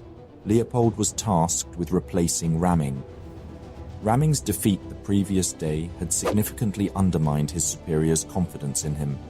The appointment of Archduke Leopold to this role was met with bewilderment, as sources described him as overweight, suffering from kidney problems, partially blind, and despised by his own soldiers. Benedek issued orders for Gablenz to prepare for a strategic retreat toward Josefstadt, with the objective of protecting the North Army from the Prussian First Corps and the Prussian Guard. In the event that the Prussians were to appear with a larger force than just a single corps, the 2nd and 4th Austrian Corps were designated as available reinforcements to provide support. Despite this contingency plan, Benedek's primary intention remained focused on engaging the enemy around Glitschin, leveraging the advantage of fighting on ground of his own choosing and on his own terms. In the Western Front, Prince Friedrich Karl's First Army and Herwart von Bittenfeld's Elbe Army successfully encircled the 1st Austrian Corps at Mönchengratz, resulting in a tactical victory for the Prussians, albeit at the cost of losing valuable time. On the Eastern Front, the Prussian Crown Prince's Second Army possessed extensive knowledge of the terrain. This location had witnessed several famous battles from Frederick the Great's era, such as Mollwitz, Hohenfriedberg, Soor, Leuthen, and Liegnitz, all of which had taken place within a few miles of the current battleground. Prussian officers were well acquainted with this terrain, having studied it through historical records, war games, and military maneuvers. With the forward corps of the Austrian army still separated from each other and positioned along the mountain passes that served as their respective axes of advance, the Crown Prince of Prussia faced the challenge of managing multiple responsibilities without being able to fully concentrate on any one of them. Taking a cautious approach, he opted to redirect the Prussian Guard eastward in order to alleviate the pressure on Bonin's First Corps. Gablenz, known for his determined leadership even in retreat, divided his corps to confront the advancing Prussian Guard. However, during the Battle of Burkersdorf, Württemberg's Guard Corps intercepted Gablenz's retreating forces, resulting in a loss of approximately 3,700 men, including the majority of the Grivichik Brigade. Around 30 kilometers southeast of this engagement, Steinmetz encountered only a single corps blocking his advance towards Skalitz. The dispositions at Skalitz were nothing but brainless. Benedek's aide-de-camp, Chris Manick. The village of Skalitz is situated approximately 5 or 6 miles away from Wysocku. It is located along the Opar River and can be reached via a winding mountain road that passes through the giant mountains. This road acts as a boundary between the Bohemian Plain, where the Austrian army is stationed, and Silesia, which is being approached by the Crown Prince's army. Steinmetz strategically positioned his vanguard in Wysocku. Meanwhile, the remaining troops of the Prussian Second Army were moving towards Wysocku to reinforce him. General Louis Mutter's Sixth Corps was leading the way, crossing the hilly terrain and mountain passes in Bohemia. However, Steinmetz did not expect immediate assistance from them, as they would require the entire day to traverse the challenging mountain passes. Skalitz itself was a town with a population of around 4,000. It is situated on a 30-foot high plateau that is adjacent to the flowing Oper River, running in a north-south direction. Towards the north, there was a plateau that extended for half a mile. On the left front, there was a wooded area, while on the right front, there were open fields sloping gently downwards. Additionally, a railroad enters the town from the south, turned east and ran alongside a high embankment that passes a wooded area. At 11 a.m., Benedek, accompanied by his staff, conducted a survey of the site on horseback. They first visited Ramming's reserves in Trebisov before proceeding to the positions of the 8th Corps in and around Skalitz. Ramming made a request for him to relocate his 7th Corps to Skalitz, with the objective of flanking any advancing Prussian forces from the left side. By combining the firepower of a corps with their cavalry advantage, Skalitz would have been an impenetrable position. However, Benedek did not believe that Steinmetz would initiate an attack. Consequently, he refused the request and allowed his army to proceed with their march towards Glitschen. This decision left Archduke Leopold alone, with only a single narrow bridge behind his vanguard. Overheard conversations revealed that Benedek had no intention of engaging in a battle at Skalitz. He departed, intending to oversee the march towards the Isar army in the western region. The plan was for Leopold and Ramming to abandon the village and move to Glitschen if no significant battle had commenced by 2 p.m. As Benedek left, the Austrian forces completed their deployment. General Gustav Franiern's brigade took positions on the upper heights located behind the Dubno forest. General Leopold Kreisen stationed his troops north of the Ravenska pond, and Schulz commanded the defenses around Skalitz. In total, Leopold's corps consisted of approximately 20,000 soldiers. Meanwhile, the Prussian artillery initiated their attack from Wysokow, while the 9th Division of the Prussian army, consisting of 8 battalions and 3 artillery batteries, began their advance towards the Dubno forest. Although exact figures for the size of the Prussian army are unavailable, it can be inferred that Steinmetz's forces were of comparable strength to the Austrians, as he committed both the 9th and 10th Divisions to the battle.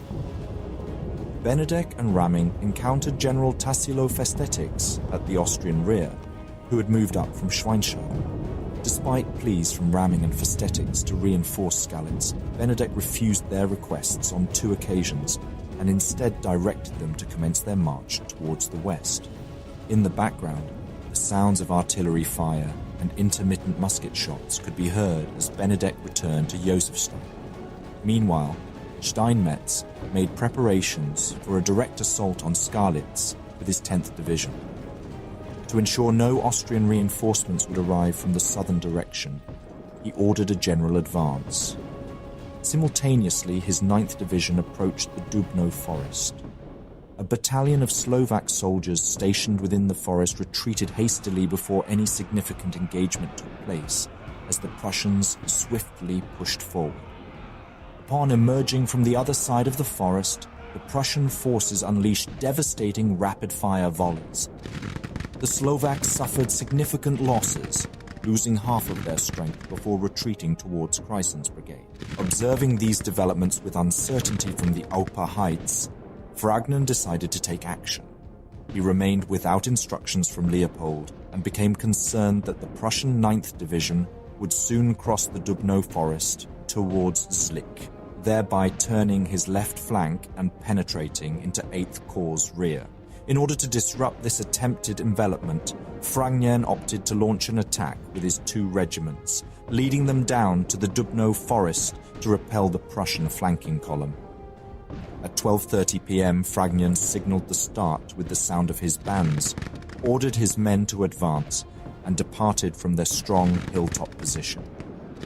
In a fervent display of determination, even the brigade artillery mobilized and joined the charge, descending the steep slope behind the infantry columns. The Austrian soldiers rushed towards the Prussians with bayonets. However, the initial Prussian salvo proved devastating, knocking down most of the Austrian officers and half of Fragnen's first wave of men. 14 horses were brought down with a single blow. A force of 6,000 Austrians crowded into the Dubno forest, only to be mercilessly cut down by the converging Prussian troops, who opened rapid-fire volleys from a distance of 400 meters. Fragnen, while moving among his men, was struck by 3 bullets and lost his life. An attempt to find the senior surviving colonel in the brigade proved futile, as all other officers had either been struck down or had dismounted and sought shelter within the woods. Within a mere hour, Fragnen's regiments, now in disarray, suffered a loss of 3,000 men and 6 cannons. Pursued by Prussian riflemen, the surviving Austrian soldiers sought to put as much distance as possible between themselves and the Dubno forest, inadvertently disrupting parts of Kreisen and Schulz's defensive lines in the process. In the center, Kreisen found himself inadvertently drawn into Fragnern's offensive. Despite still lacking orders from Archduke Leopold, Kreisen felt compelled to reposition 5 of his battalions towards the southwest corner of the Dubno forest in an attempt to rescue Fragnern's shattered brigade. Kreisen's battalions moved towards the advantageous cover of the Skalitz railway embankment too late.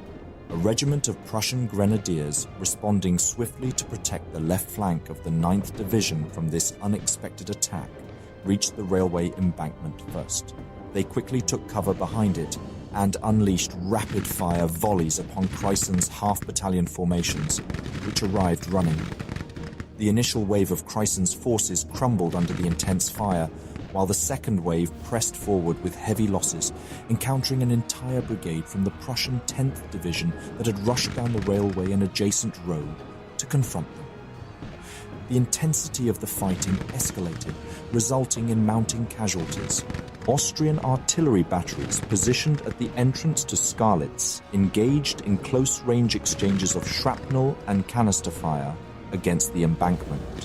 In response, Steinmetz's corps batteries, having descended from Weissokop to concealed positions within the Kleine Wood, retaliated with their own artillery fire.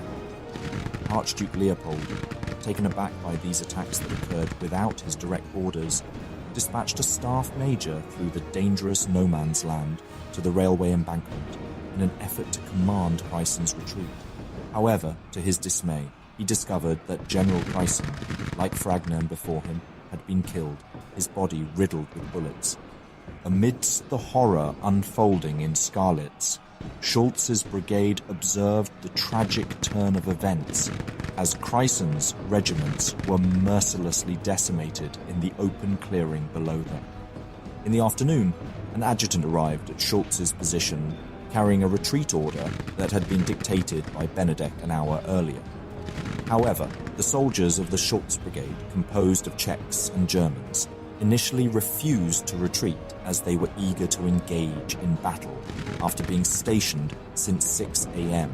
Still, they couldn't do anything because the battlefield was so crowded. To the north, approximately 400 intoxicated Ukrainian soldiers from the 13th Regiment disregarded orders and recklessly pursued Prussian fusiliers across open ground beyond the Dubno forest. They were easily mowed down by the accurate fire of the Prussian Dresser needle rifles. By now, fighting had gotten so intense that some Prussian battalions of the 10th Division pushed towards the 8th Corps' only bridge to reach the railway station. Meanwhile, the Prussian 9th Division focused on turning the Archduke's left flank on the Oper Heights. 2 Prussian regiments ascended the Oper Heights and advanced towards the bridge as well. In the center, Steinmetz himself rode to the front lines, leading the assault of the West Prussian 47th Regiment on the railway station. Only the relentless shrapnel case shot from Leopold's reserve batteries and the valiant efforts of a hastily assembled Austrian rearguard managed to momentarily halt the Prussian onslaught, buying enough time for the leaderless brigades of Kreisen and Fragnern to withdraw. At 2:15 p.m., Leopold sounded the retreat, signaling the disengagement from the battle. During the retreat, many Austrians tragically drowned in the Oper. The congested streets and bridge impeded their escape. 2 regiments completely disintegrated, unable to maintain cohesion in the chaotic retreat. The estimated casualties were grim, with over 6,000 Austrians and 1,365 Prussians losing their lives. The Prussians took approximately 3,000 prisoners, although less than half of them were unharmed. General Kreisen's forces suffered 2,000 casualties in terms of dead, wounded, and missing, while General Fragnern's losses amounted to 3,200 men and 100 officers. The Austrian forces endured a staggering rate of nearly 800 casualties per hour. This translates to approximately 13 casualties per minute and nearly 40% of the engaged force. The remaining Austrian soldiers found themselves caught in a retreat that rapidly deteriorated into a panic-stricken flight as the effects of alcohol and adrenaline wore off. While the Prussian losses were comparatively lower, several attacking Prussian battalions witnessed the loss of all their captains, and a number of generals fell while leading their brigades.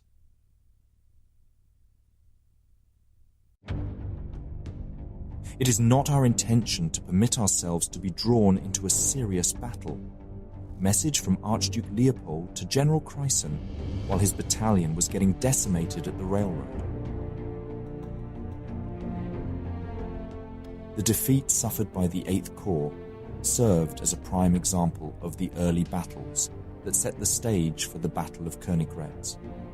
It was marked by a failure in both command and tactics, characterized by uncoordinated charges launched by individual brigades. The Austrian corps structure posed significant challenges in terms of effective control, with commanders often disregarding the authority of their deputies. In contrast, the Prussian side benefited from a more organized chain of command, enabling senior officers to have a better understanding of the overall situation. Following their retreat from Skalitz, the disordered 8th Corps hastily overtook Raming's more disciplined marching columns, forcing them off the Josefstadt road and into the adjacent fields. The 6th Corps would have to navigate its way to the Elbe River that night, relying on cross-country routes. While morale soared among the Prussian ranks, Moltke became increasingly concerned about the strategic limitations of Prince Friedrich Karl and issued orders for the First Army to relieve the pressure on the Austrians. Moltke, as the Chief of Staff, commenced the relocation of his entire headquarters to Bohemia that night, endeavoring to maintain communication with his armies in the field via telegraph. Upon learning of the developments at Burkersdorf and Skalitz, he instructed Crown Prince Friedrich Wilhelm's Second Army to hold its position and be prepared to establish contact with the advancing First Army in the Crown Prince's direction. The Bohemian campaign was far from over, and the outcome still hung in the balance. Neither the Prussians nor the Austrians could afford to make any further mistakes as they vied for victory.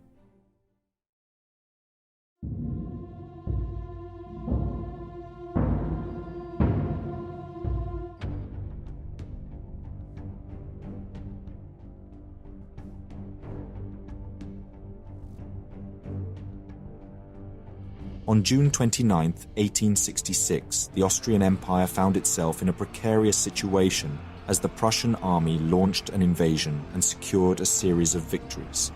The outcome of the conflict was far from certain. In the Western Theatre, 2 Prussian armies advanced. These were the Elbe Army led by Herwarth von Bittenfeld and the First Army commanded by Prince Friedrich Karl. They closed in on the Austrian Iser Army, under the joint leadership of General Clem Gallas and Crown Prince Albert of Saxony. Following their defeat at Mönchengladbach, Clem Gallas made the decision to retreat to Gitchen. His hope was to receive reinforcements from Archduke Ernest's Austrian Army Corps, which would help balance the odds against the larger Prussian forces. Positioned advantageously among hills, they intended to make a stand and repel the fatigued and disheveled Prussian army, which was grappling with logistical challenges. However, the situation took a turn on June 28th when a Prussian army achieved victory over Archduke Leopold's 8th Corps at Skalitz. Upon receiving news of yet another defeat, Ludwig von Benedek, the Austrian commander, issued orders to his corps commanders. These orders outlined the plan for the North Army to assume a central position on the Elbe River at Königinhof, awaiting the return of Gablen's forces. Once the Prussian Second Army came within striking distance, the Austrian North Army would engage them, aiming to annihilate the Crown Prince's Second Army. Subsequently, they would march westward to confront and defeat Friedrich Karl's First Army. The unexpected decision to abandon the advance towards Gitchen caused a significant shift in focus, leading to confusion among the already disorganized Austrian corps commanders. Compounding the confusion, Field Marshal Benedek chose to delay dispatching the orders until 8 a.m. on June 29th, despite the situation's urgency. Consequently, units that had already set out westward had to retrace their steps, while frustrated staff officers and commanders already on edge criticized Benedek for his indecisiveness and perceived incompetence. In line with the agreed plan between Gablenz and Benedek, Gablenz had intended to retreat to the Elbe, with the expectation that a brigade from the Austrian 4th Corps would safeguard his left flank at Deutsch-Prausnitz. However, the headquarters of the North Army accidentally directed the brigade to Česká-Prausnitz, which was considerably further west.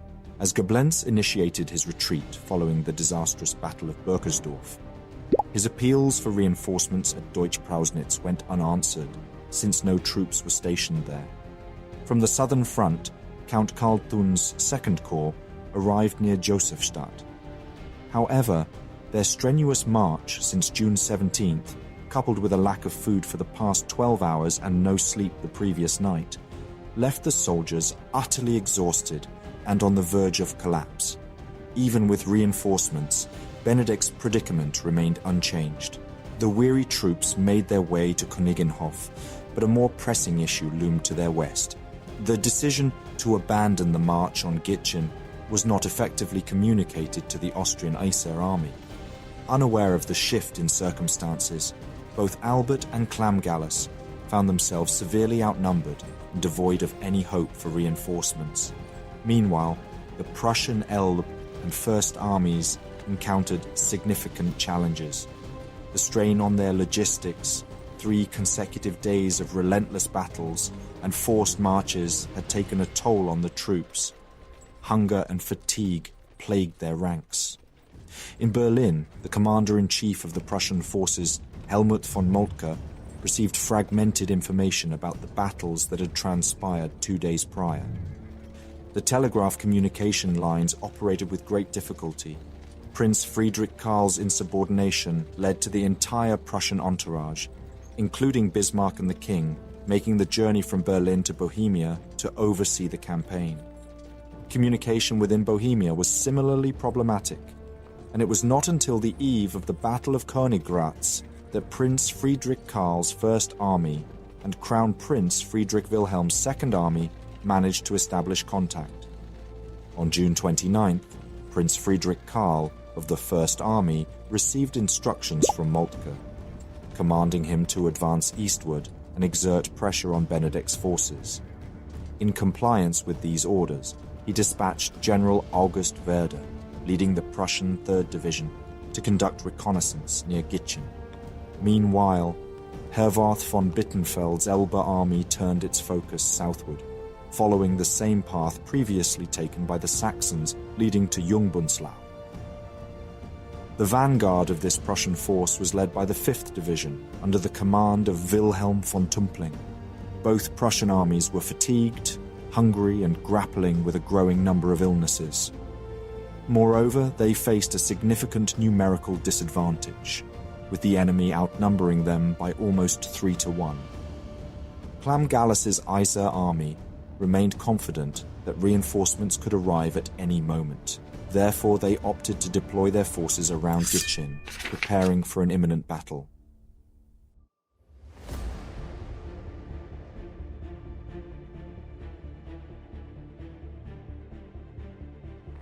Ever since the wars against Frederick the Great, Bohemia had served as a favoured manoeuvring area for the Austrian army and a training ground for their engineers. The densely wooded elevated terrain to the north and west of Gitchen had been meticulously assessed for its defensive potential.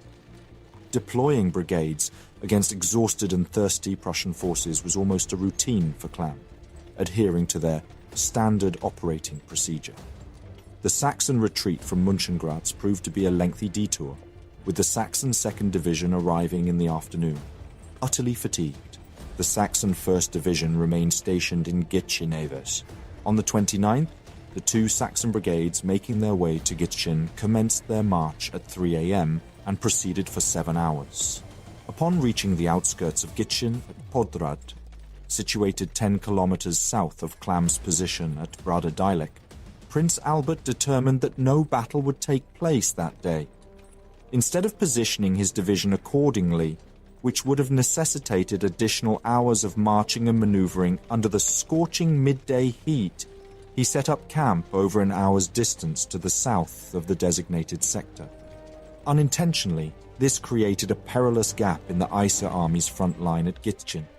Deprived of the Saxons, Clam Gallus's 1st Corps and 1st Light Cavalry Division mustered a mere 40,000 troops.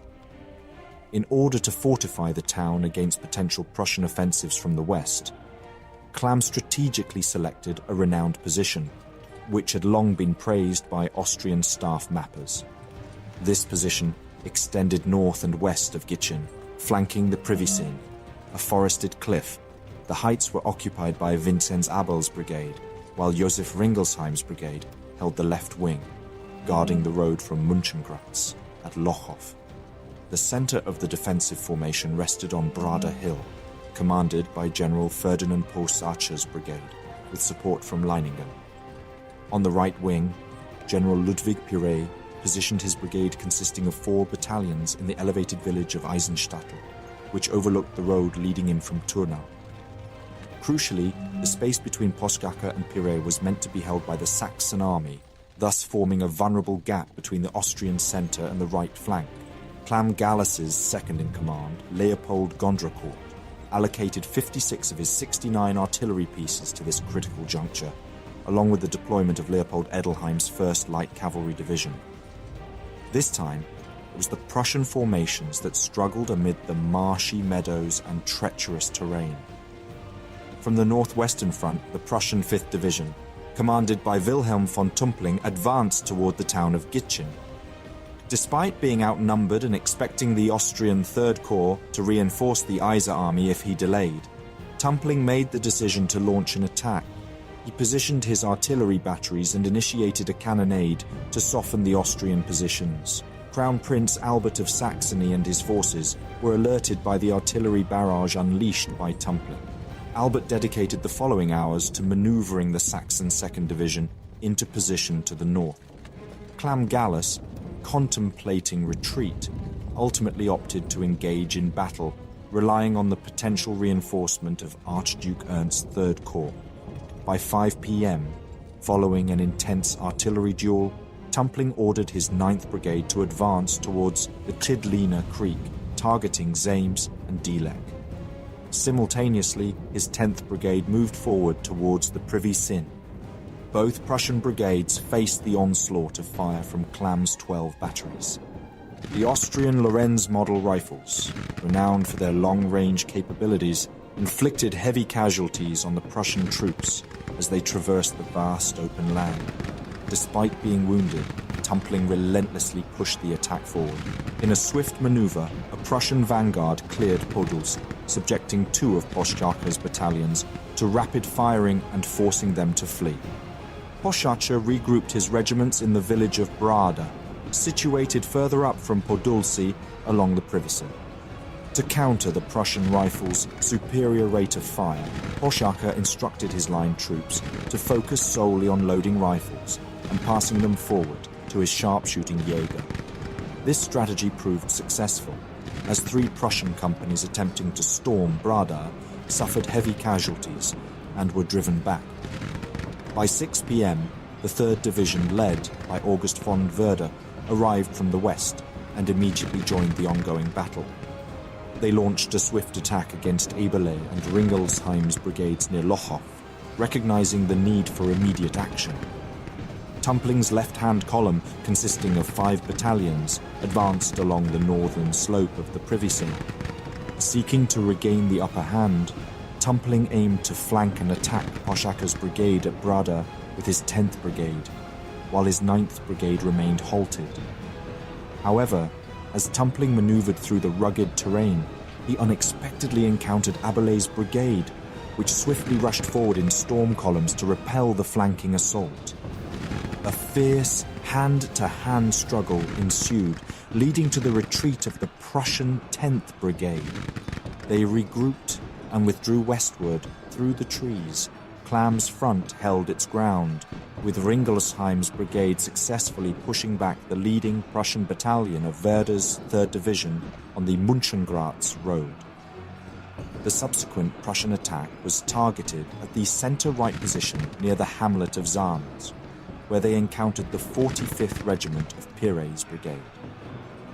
According to Prussian eyewitnesses, these Austrian troops, comprised of Italians, had to be coerced into battle with loaded revolvers aimed at their backs. Notably, a well-executed salvo from the Prussians forced them to retreat, enabling Tumpling to advance with 3 batteries. It was difficult to comprehend how 2 Prussian battalions managed to establish themselves in Sarms, a critical point within the Austrian position, without being swiftly overwhelmed by the overwhelming force surrounding them. Surprisingly, Leiningen's brigade, positioned as a reserve just 2 kilometers away, remained inactive, while Pire's regiment stubbornly refused to engage the needle rifle. The Austrian saber cavalry proved ineffective against the disciplined Prussian infantry. General Edelsheim attempted to deploy several squadrons of Austrian hussars against Sarnes, only to witness their repulsion by the rapid and accurate Prussian fire, resulting in 50 casualties. Our infantry accomplished this in a linear formation, recalled a Prussian officer, without even bothering to form defensive squares. The Austrian batteries positioned on Privsin and around Eisenstadtel provided the most effective resistance against Tumpling's advance, subjecting Sarms to intense bombardment and causing the village to catch fire. The Prussian battalion stationed in Sarms seized the opportunity to move forward, racing towards Dillek, a crucial point in the Austro-Saxon defense of Gitschin. As the Prussians looked south towards Gitschin, they observed a Saxon brigade hastily making its way north to occupy Dillek. Despite its unfavorable location, being a low-lying village vulnerable to enfilade fire from all directions, Dillek held strategic importance as it flanked the Privisen Massif and spanned the Sidlina. The Prussians successfully drove back the belated Saxon forces across the Sidlina. Meanwhile, at Eisenstadtel, Pire took the initiative without explicit orders from Klam or Prince Albert. He deployed his entire brigade in battalion columns, accompanied by marching bands, and led them towards the Chidlina. Despite being outnumbered, the Prussians maintained composure, aligning their rifle sights at a distance of up to 250 meters and initiating a barrage of fire. After 3 volleys, Pire's first column faltered and broke. Undeterred, he dispatched 2 more columns, comprising 3 battalions in total, towards Sarms to flank and seize Dillek from behind. Recognizing the peril posed by this maneuver, Tumpling deployed his last reserve battalion, mobilizing it from Podolsy to Sarms. Upon arrival, the reserve battalion greeted Pire's storm columns with rapid and accurate gunfire. The Pire brigade was defeated by 6 Prussian companies, resulting in a significant 25% casualties and isolated from the main army, subsequent disbandment. As the Prussian forces pressed forward, Austrian troops began to retreat from the Privisen area, desperately trying to escape the advancing, exhausted Prussian companies. Despite the proximity of Leiningen's brigade and Poschacher's reserves, they remained motionless and eventually fled as well. The loss of Dillek, a crucial point in the Austrian position, was now in the hands of the Prussian 5th Division. Then Werder's 6th Brigade launched another attack, aiming to flank Ringolsheim's brigade at Lochhof and complete the encirclement initiated by Tumpling. Despite encountering resistance from Abel's brigade, which descended from the Privisen for a second time, Werder's forces persisted. As the battle continued, the left wing of the Austrian position became obscured by powder smoke. Some Prussian units depleted their ammunition and had to be withdrawn for reloading. In the midst of confusion, Werder deployed grenadiers to advance straight up the road, successfully pushing back Abele and Ringolsheim with rapid fire. The Prussians, having expended all their ammunition in the process, observed two of Arbelay's battalions positioned on the privy scene, but making no attempt to engage the exposed flank offered by the Prussians as they moved through Lochow to capitalize on their victory.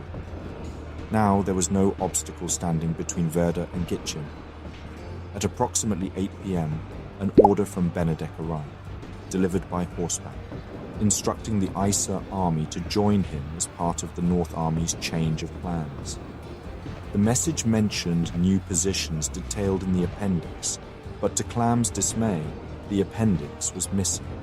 This was just one of many costly mistakes made during Prussia's invasion. Clam Gallus and his deputy, Count Leopold Gondrecourt, were determined to continue the fight, recognizing the risks involved in disengaging from a chaotic battle in the darkness where the troops from both sides were intermingled. However, Albert, the Saxon crown prince, overruled their objections and ordered the Saxons to retreat. Consequently, the Austrians had no choice but to withdraw as well. As predicted by Clam and Gondrecourt, the tactical outcome was unfavorable. The Saxons managed to retreat in relatively good order. However, the exhausted Austrian battalions, many of whom had not been adequately fed that day or in the preceding days, lost cohesion and scattered. The corps staff was unable to provide effective assistance in restoring order. Hochaker and Lingen passed through Gitchen without realizing how the battle had been lost. In a matter of moments, they found themselves with Prussian forces behind them after having held a solid front. It had been a grueling day of combat. The Prussian First Army suffered over 1,500 casualties by the time they finally secured Gitchen sometime after midnight on the 29th. Among them were 329 killed and 1,212 wounded. The Austrians incurred losses of nearly 5,000 soldiers and 184 officers, equivalent to the strength of an entire brigade. The Saxons lost nearly 600 soldiers. Only one regiment of the Austrian First Corps remained intact, while the other 7 regiments were severely battered, broken, and abandoned. Despite holding a strong position, the Iser army suffered defeat at the hands of 2 Prussian divisions, primarily due to strategic and tactical errors. Following their victory, the Prussian forces faced challenges as they lacked essential supplies. Objectively speaking, the Austrians still possessed some strategic advantages on June 30th. The main Prussian armies remained geographically separated, and the North Army, reinforced by the 3 corps of Albert, Clam-Gallus, and Gablenz, held a numerical superiority over its enemies. Though morale among the ranks was noticeably low, logistical efforts such as providing edible rations and replacing worn uniforms and lost equipment could potentially address this issue. Upon learning of the outcome at Gitche, Benedek made the decision to abandon the current position, considering its significant tactical weaknesses, and retreat toward Olmütz, pausing briefly at Königgrätz.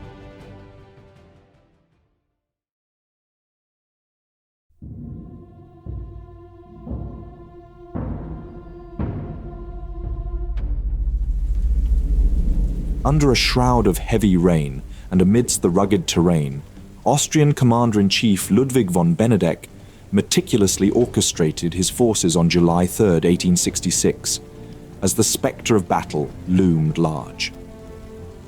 With an army of around 240,000 troops, Benedek's strategic placement of his corps provided a sense of security for the Austrian troops. The heights of Chlum served as the fulcrum, defended by strong Austrian divisions, while corps under Festetics, Thun, and Gablenz bolstered the line, their cannons poised for devastating onslaught.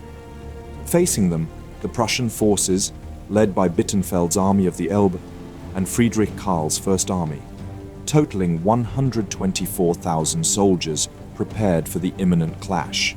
At dawn, King Wilhelm, flanked by Bismarck, arrived. The fact their army was outnumbered nearly 2-1, and they had no idea where Prussia's Second Army was, led to uncertainty clouding their minds as they gazed upon the formidable Austrian formation. As the clock neared 9 a.m., Friedrich Karl ordered a daring advance, hoping to secure crucial ground and pave the way for the arrival of this second army. Little did they know that the Austrian artillery, positioned strategically and armed with ample ammunition, stood ready to unleash a storm of destruction, turning the pristine morning into a battleground of chaos and bloodshed.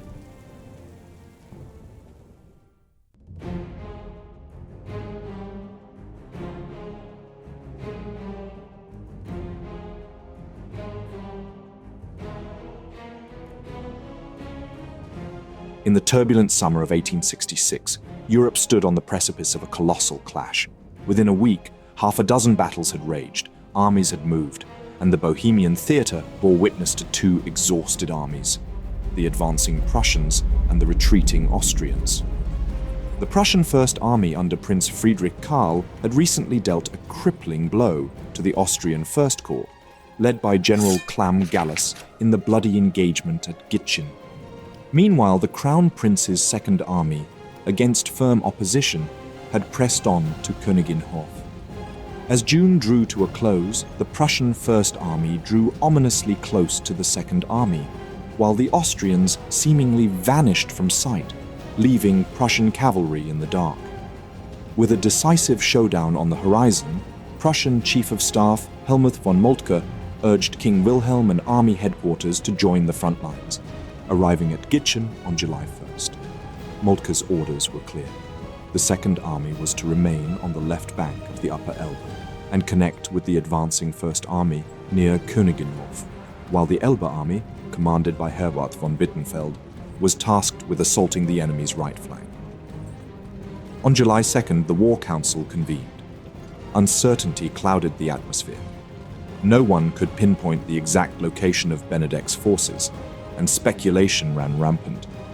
Some believed the Austrians had retreated behind the Elbe River, calling for the armies to unite. But Moltke held a different view. Keep the armies separate until the elusive Benedek's true whereabouts were revealed. Uncertainty gripped the War Council. Meanwhile, General Benedek, battered and disheartened by losses, beseeched Emperor Franz Joseph for peace to spare his army from an imminent catastrophe. Yet his pleas fell on deaf ears, and an ambiguous imperial decree was taken as a call for a final stand. Benedek, now cornered, positioned his Austrian forces along the Elbe between Sadowa and Königgrätz, preparing for a last-ditch effort. In the Prussian camp, tension was palpable. After capturing Gitchen, the First and Elbe armies linked up, eagerly awaiting intelligence on the Austrian North Army's location. When scouts finally unveiled the enemy's position on the evening of July 2nd, Friedrich Karl swiftly ordered a general advance, driven by a thirst for glory. However, his initial orders excluded the Second Army, a decision that was promptly rectified by the vigilant Chief of Staff, Helmut von Moltke. With revised orders in hand, the Crown Prince's 110,000-strong army embarked on a forced march southward, uncertain of the horrors that awaited them. As dawn broke on that fateful day, the king, generals, and their entourage gathered. The first echoes of battle reverberated through the air, marking the beginning of the monumental Battle of Königgrätz.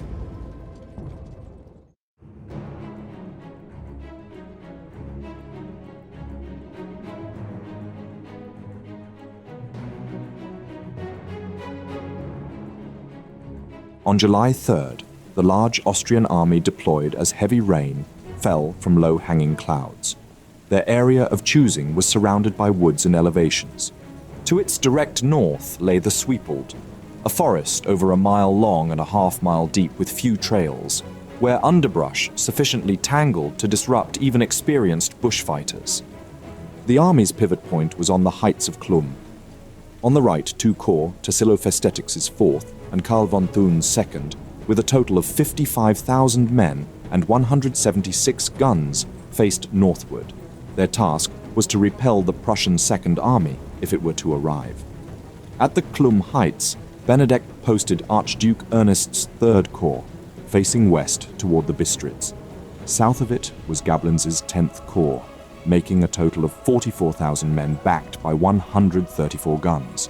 Extending the line southeast was the Saxon Corps, supported by what remained of Archduke Leopold's 8th Corps, 40,000 men and 140 guns expected to secure the North Army against any threat to its left flank. In reserve, Benedek retained Clam Gallus's 1st Corps, ramming 6th Corps, his heavy cavalry, and the Army Artillery Reserve, almost 50,000 infantry, over 11,000 horsemen, and no fewer than 320 guns. The Austrian army of around 240,000 troops faced Bittenfeld's army of the Elbe, numbering 39,000, and Friedrich Karl's First Army, numbering 85,000. They had been marching for hours before sunrise, and had to pin the Austrian army in place until the Crown Prince's 100,000-strong Second Army arrived. King Wilhelm, accompanied by Bismarck, arrived on horseback at 7:45 a.m. at the Prussian command post established by Prince Friedrich Karl atop Dub Hill overlooking the Bistris. They were not yet sure if they faced the entire Austrian army. At 9 a.m., Friedrich Karl ordered a general advance across the Bistris.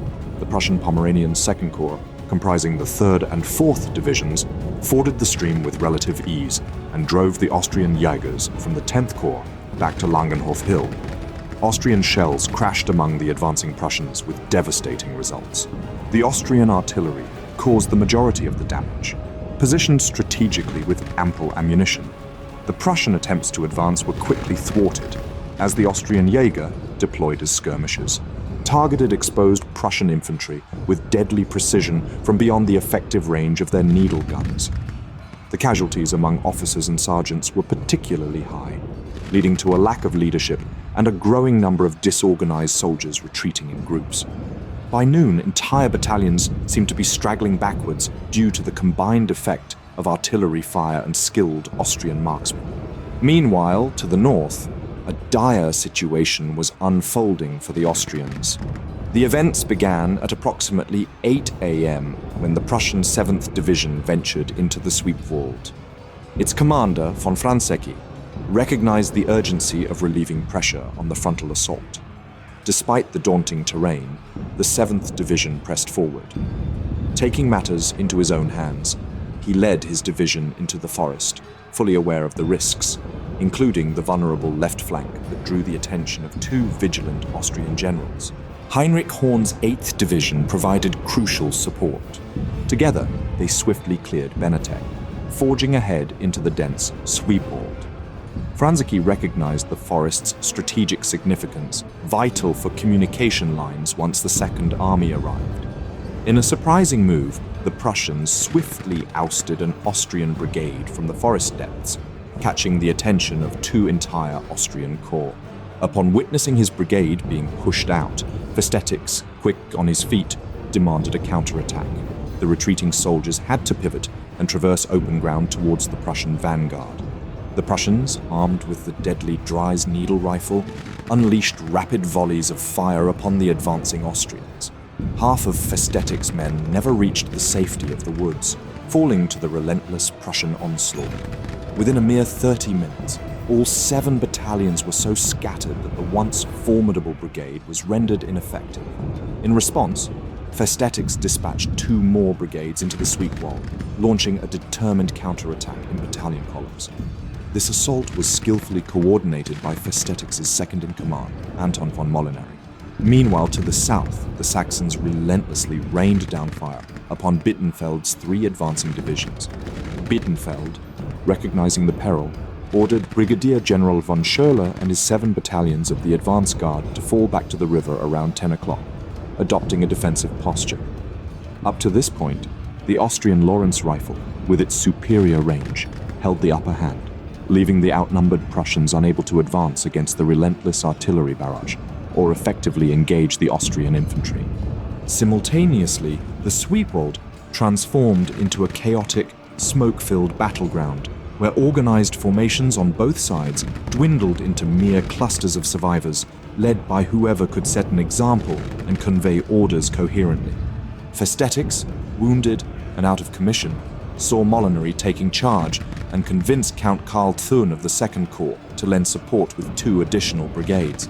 By 11 a.m., These fresh troops descended into the woods, sealing the impending victory. Colonel Karl von Puck, leading the charge against the Prussians, was determined. Yet, flanking fire from the Prussian 8th Division raked Puck's battalion, annihilating it as an effective fighting force and claiming the life of its commander. Within the besieged sector, only Franzecchi's 2 Prussian battalions stood resilient, defending against the onslaught. Exhausted from a grueling 2-hour firefight and enduring heavy artillery bombardment, they faced an overwhelming force of 24 fresh battalions, resulting in the loss of 2,000 men during this intense battle for supremacy. King Wilhelm was ready to commit the First Army's reserves to what looked like the crisis point of the field. Moltke intervened, even though there was no sign of the Crown Prince and no sound of his artillery.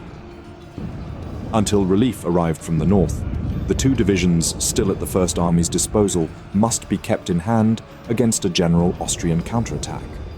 "I know Franzecchi," the Chief of Staff declared. "He'll hold out." While the engagement to the north remained uncertain, Bittenfeld ordered another advance. Prince Albert's riflemen and artillery effectively held off 3 Prussian divisions who hesitated to engage closely due to the ongoing battle. When a Saxon brigade launched a counterattack and nearly broke through in one area, Albert took the initiative by deploying 2 additional brigades from his own forces and 2 borrowed from Archduke Leopold's 8th Corps. The Saxons executed their attack in a disciplined manner, steadily advancing. However, the Austrians, advancing alongside the Saxons, found themselves flanked by a Prussian brigade that redirected its fire toward them instead. Brigade Schultz, advancing in columns with skirmishers at the front, unknowingly ran into 3 Prussian battalions deployed in line formation. The Prussian troops fired rapidly, causing heavy casualties among the Austrians. A second brigade sent to relieve the pressure suffered a similar fate, being torn apart by the Prussian needle guns. Some soldiers surrendered immediately, while others retreated along their original line of advance. Some took the path of least resistance and fled south, colliding with the Saxons and creating a chaotic mass of targets for the Prussian riflemen. Without waiting for orders, officers of the Prussian 15th Division took command of whatever men they could find in the dust and smoke, and pushed toward the gap that had suddenly opened between the Saxon Corps and the Austrian center. Gablens, alerted by the changing locations of the firing, informed his commander that either reserves must be committed on his left, or he would have to shift part of the 3rd Corps to secure the line. Before that was necessary, the Saxons regained their momentum and launched several well-aimed volleys, once again halting the Elbe army's advance. In the heart of the Sweepwald, chaos reigned as Colonel Molinary, driven by desperation, hurled his battalions into a final, desperate onslaught against Franzecchi's resolute Prussian division. The air crackled with tension as Franzecchi, his voice a beacon of determination, rallied his remaining men, urging them to stand firm against the looming storm. "Hold on, boys," Franzecchi encouraged those able to hear him. "It's stand or die." Yet the much-feared onslaught never materialized. The Sweepwald fell eerily silent as the Austrians, decimated and disheartened, had nothing left to give. Together, the 2nd and 4th Corps numbered 59 battalions. A staggering 43 had ventured into the dense forest, only to emerge shattered and decimated. Just 13 stood intact.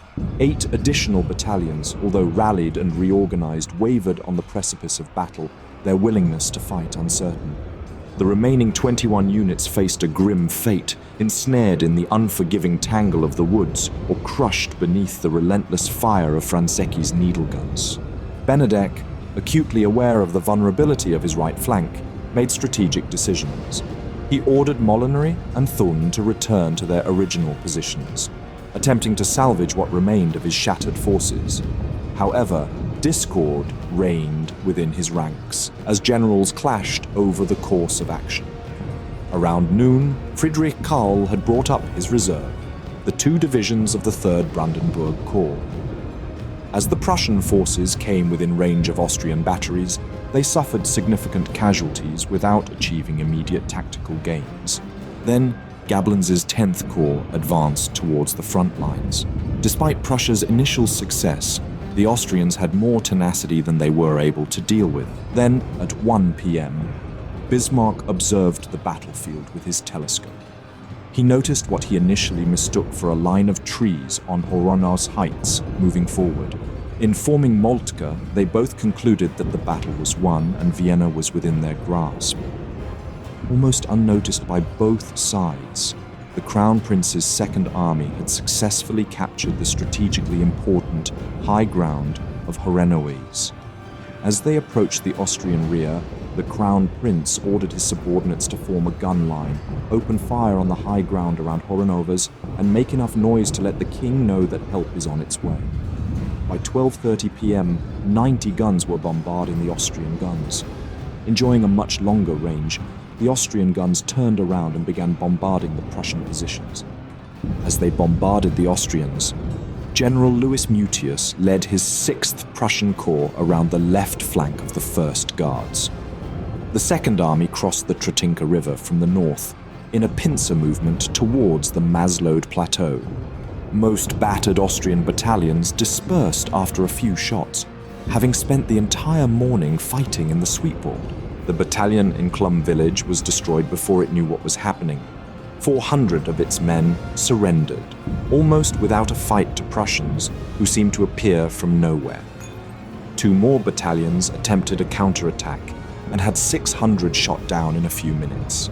3 companies of the Guard bypassed the fighting in the village, instead advancing downhill into the neighboring village of Rosbaritz. News of the approach of Prussia's Second Army also reignited Bittenfeld's resolve to charge. He sent a full division forward. They captured Probluz. By 3:30 p.m., the Saxon Corps fell back. Bittenfeld moved his batteries onto the captured Twin Hills to cannonade Gablen's 10th Corps from their flank. Benedek ordered Piret to recapture Probluz when news arrived that the Prussians had captured Klum and were in their rear. What remained of Benedek's 2nd and 4th Corps were dissolving, their men seeking any way out of the smoke-shrouded inferno. The Austrian 3rd Corps was beginning to fade back from its positions along the Bistritz. Across Benedek's entire right wing, increasing numbers of Austrians were giving way before limited numbers of Prussians. Thun, on his own authority, ordered what remained of the 2nd Corps to pull out of line and retreat toward the Elbe. When the Prussians atop Probluz and Klum began shelling the position of the Austrian reserve units, a substantial number of soldiers dropped their muskets and packs and fled across the countryside to escape the surging enemy. The sea of panicked Austrian troops fleeing from the front lines swept Benedek and his small entourage along with it toward the Elbe. Troops from 7 Corps and 5 cavalry divisions were squeezed into a pocket, no more than a half-mile wide, trying to reach the Elbe. Although Benedek had ordered 4 pontoon bridges constructed earlier in the day, in case retreat became necessary, neither the troops nor their officers had been told how to reach them. In the chaos unfolding in the Bystries pocket, it was impossible for the 2 Austrian infantry corps commanders charged with counter-attacking Klum to coordinate their actions. Nevertheless, Ramming and Gondrecourt ordered their troops to change direction and attack. Ramming's counterattack began around 3:15 p.m., with General Ferdinand Rosenzweig's brigade on the left, sweeping aside a few companies of Prussian fusiliers stationed around the village of Rosbaric. The Prussians retreated north on a sunken road from Rosbaric toward Klum, with Rosenzweig's infantry in hot pursuit. Without realizing it, the pursuing Austrians ran into a trap. Prussian infantry hiding in the fields to the west sprang up and fired at point-blank range into the stunned Austrians. In an effort to support Rosenzweig, Ramming ordered General Georg Wohlstatten's brigade into action, but retreating Austrian cavalry rode through their own lines, severely disrupting the formations. Before they could realign, Prussian rifles and cannons ripped into their ranks. Realizing the futility of his situation, Ramming called off the attack. In a short time, he had lost nearly 6,000 men. Gondrecourt's attack followed on the heels of Ramming's attack. As he repositioned his 3 brigades to face north, the Prussians poured continuous rifle fire into the Austrian 1st Corps. Gondrecourt personally led a Slovenian regiment up the slopes of Klum into a hail of enemy fire. After taking heavy losses, he broke off the attack, having miraculously survived the experience. Gondrecourt's attack sputtered out before 5 p.m., and the survivors fled east. Some dispersed Austrian cavalry contingents were successful at covering the Austrian rear, keeping the bridges over the Elbe open for retreating Austrian soldiers and preventing pursuit by the Prussians, but at a terrible cost. 2,000 men and almost as many horses were killed, wounded, or captured in action. Benedek ordered the pontoon bridges destroyed for fear the Prussians would capture them intact. His decision left large numbers of Austrian and Saxon infantry and cavalry stranded on the west bank. Many refugees, unwilling to wait for the bottleneck at the causeway to subside, plunged into the river and drowned.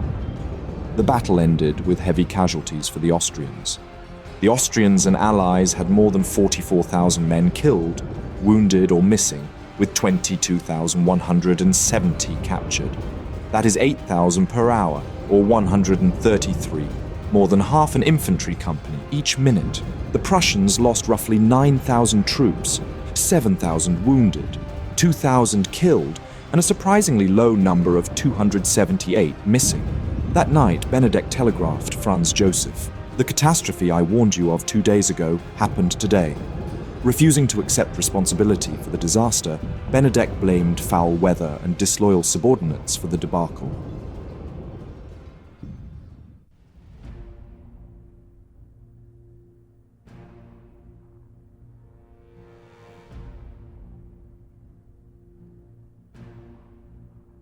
The following morning, Austria's General Gablins appeared at the Prussian headquarters. He proposed a 3-day armistice. Suspicious of Gablins's intentions, they rejected the offer, suspecting it was a ruse to facilitate the escape of the retreating North Army toward Olmütz. Indeed, Benedek decided to retreat towards Olmütz partially due to familiarity and the need for immediate rest and reorganization for his troops. Amidst this, diplomatic efforts were in play. On July 2nd, Austria's Minister of Foreign Affairs, Mensdorf, sought French mediation and sweetened the deal by offering Venetia directly to France. Napoleon, initially indecisive due to internal weaknesses, leaned toward military intervention but vacillated. Bismarck strategically used the threat of German nationalism and Magyar separatism to deter French involvement. The aftermath of the battle saw Austria's fortunes spiral into despair. Italian offensives in the south, coupled with the pillaging by the Prussian First Army in Bohemia and Upper Austria, left the once mighty empire vulnerable and isolated. Other German states capitulated to Prussia, and even France remained indifferent to Austria's plight. Now the road to Vienna lay open for the Prussian army. In the midst of negotiations and logistical struggles, Bismarck persuaded King Wilhelm to accept a moderate peace. Despite initial reluctance, Wilhelm agreed to the terms. The preliminary agreement saw Prussia receiving an indemnity of 40 million florins, allowing annexations, abolition of the Confederation, and recognition of a new association of states north of the main river. This marked a turning point, avoiding prolonged antagonism with Austria while securing significant territorial and financial gains for Prussia. With no allies and facing overwhelming odds, Emperor Franz Joseph made the painful decision to surrender. The subsequent Peace of Prague, signed on August 23rd, dealt a harsh blow to Austria. They were forced to cede Holstein, withdraw from German politics entirely, and pay the hefty compensation. This defeat marked Prussia's triumphant expansion, absorbing Schleswig-Holstein, Hanover, Hesse-Kassel, Nassau, and Frankfurt. But the German Empire was not born yet, and the following 5 years would be crucial for Germany's development. Thank you very much for watching this video. Please leave a like, it really helps out the channel. If there is a topic, battle, or person you would like to know more about, let me know your thoughts in a comment. I would also like to thank all my patrons and channel members for their generous support.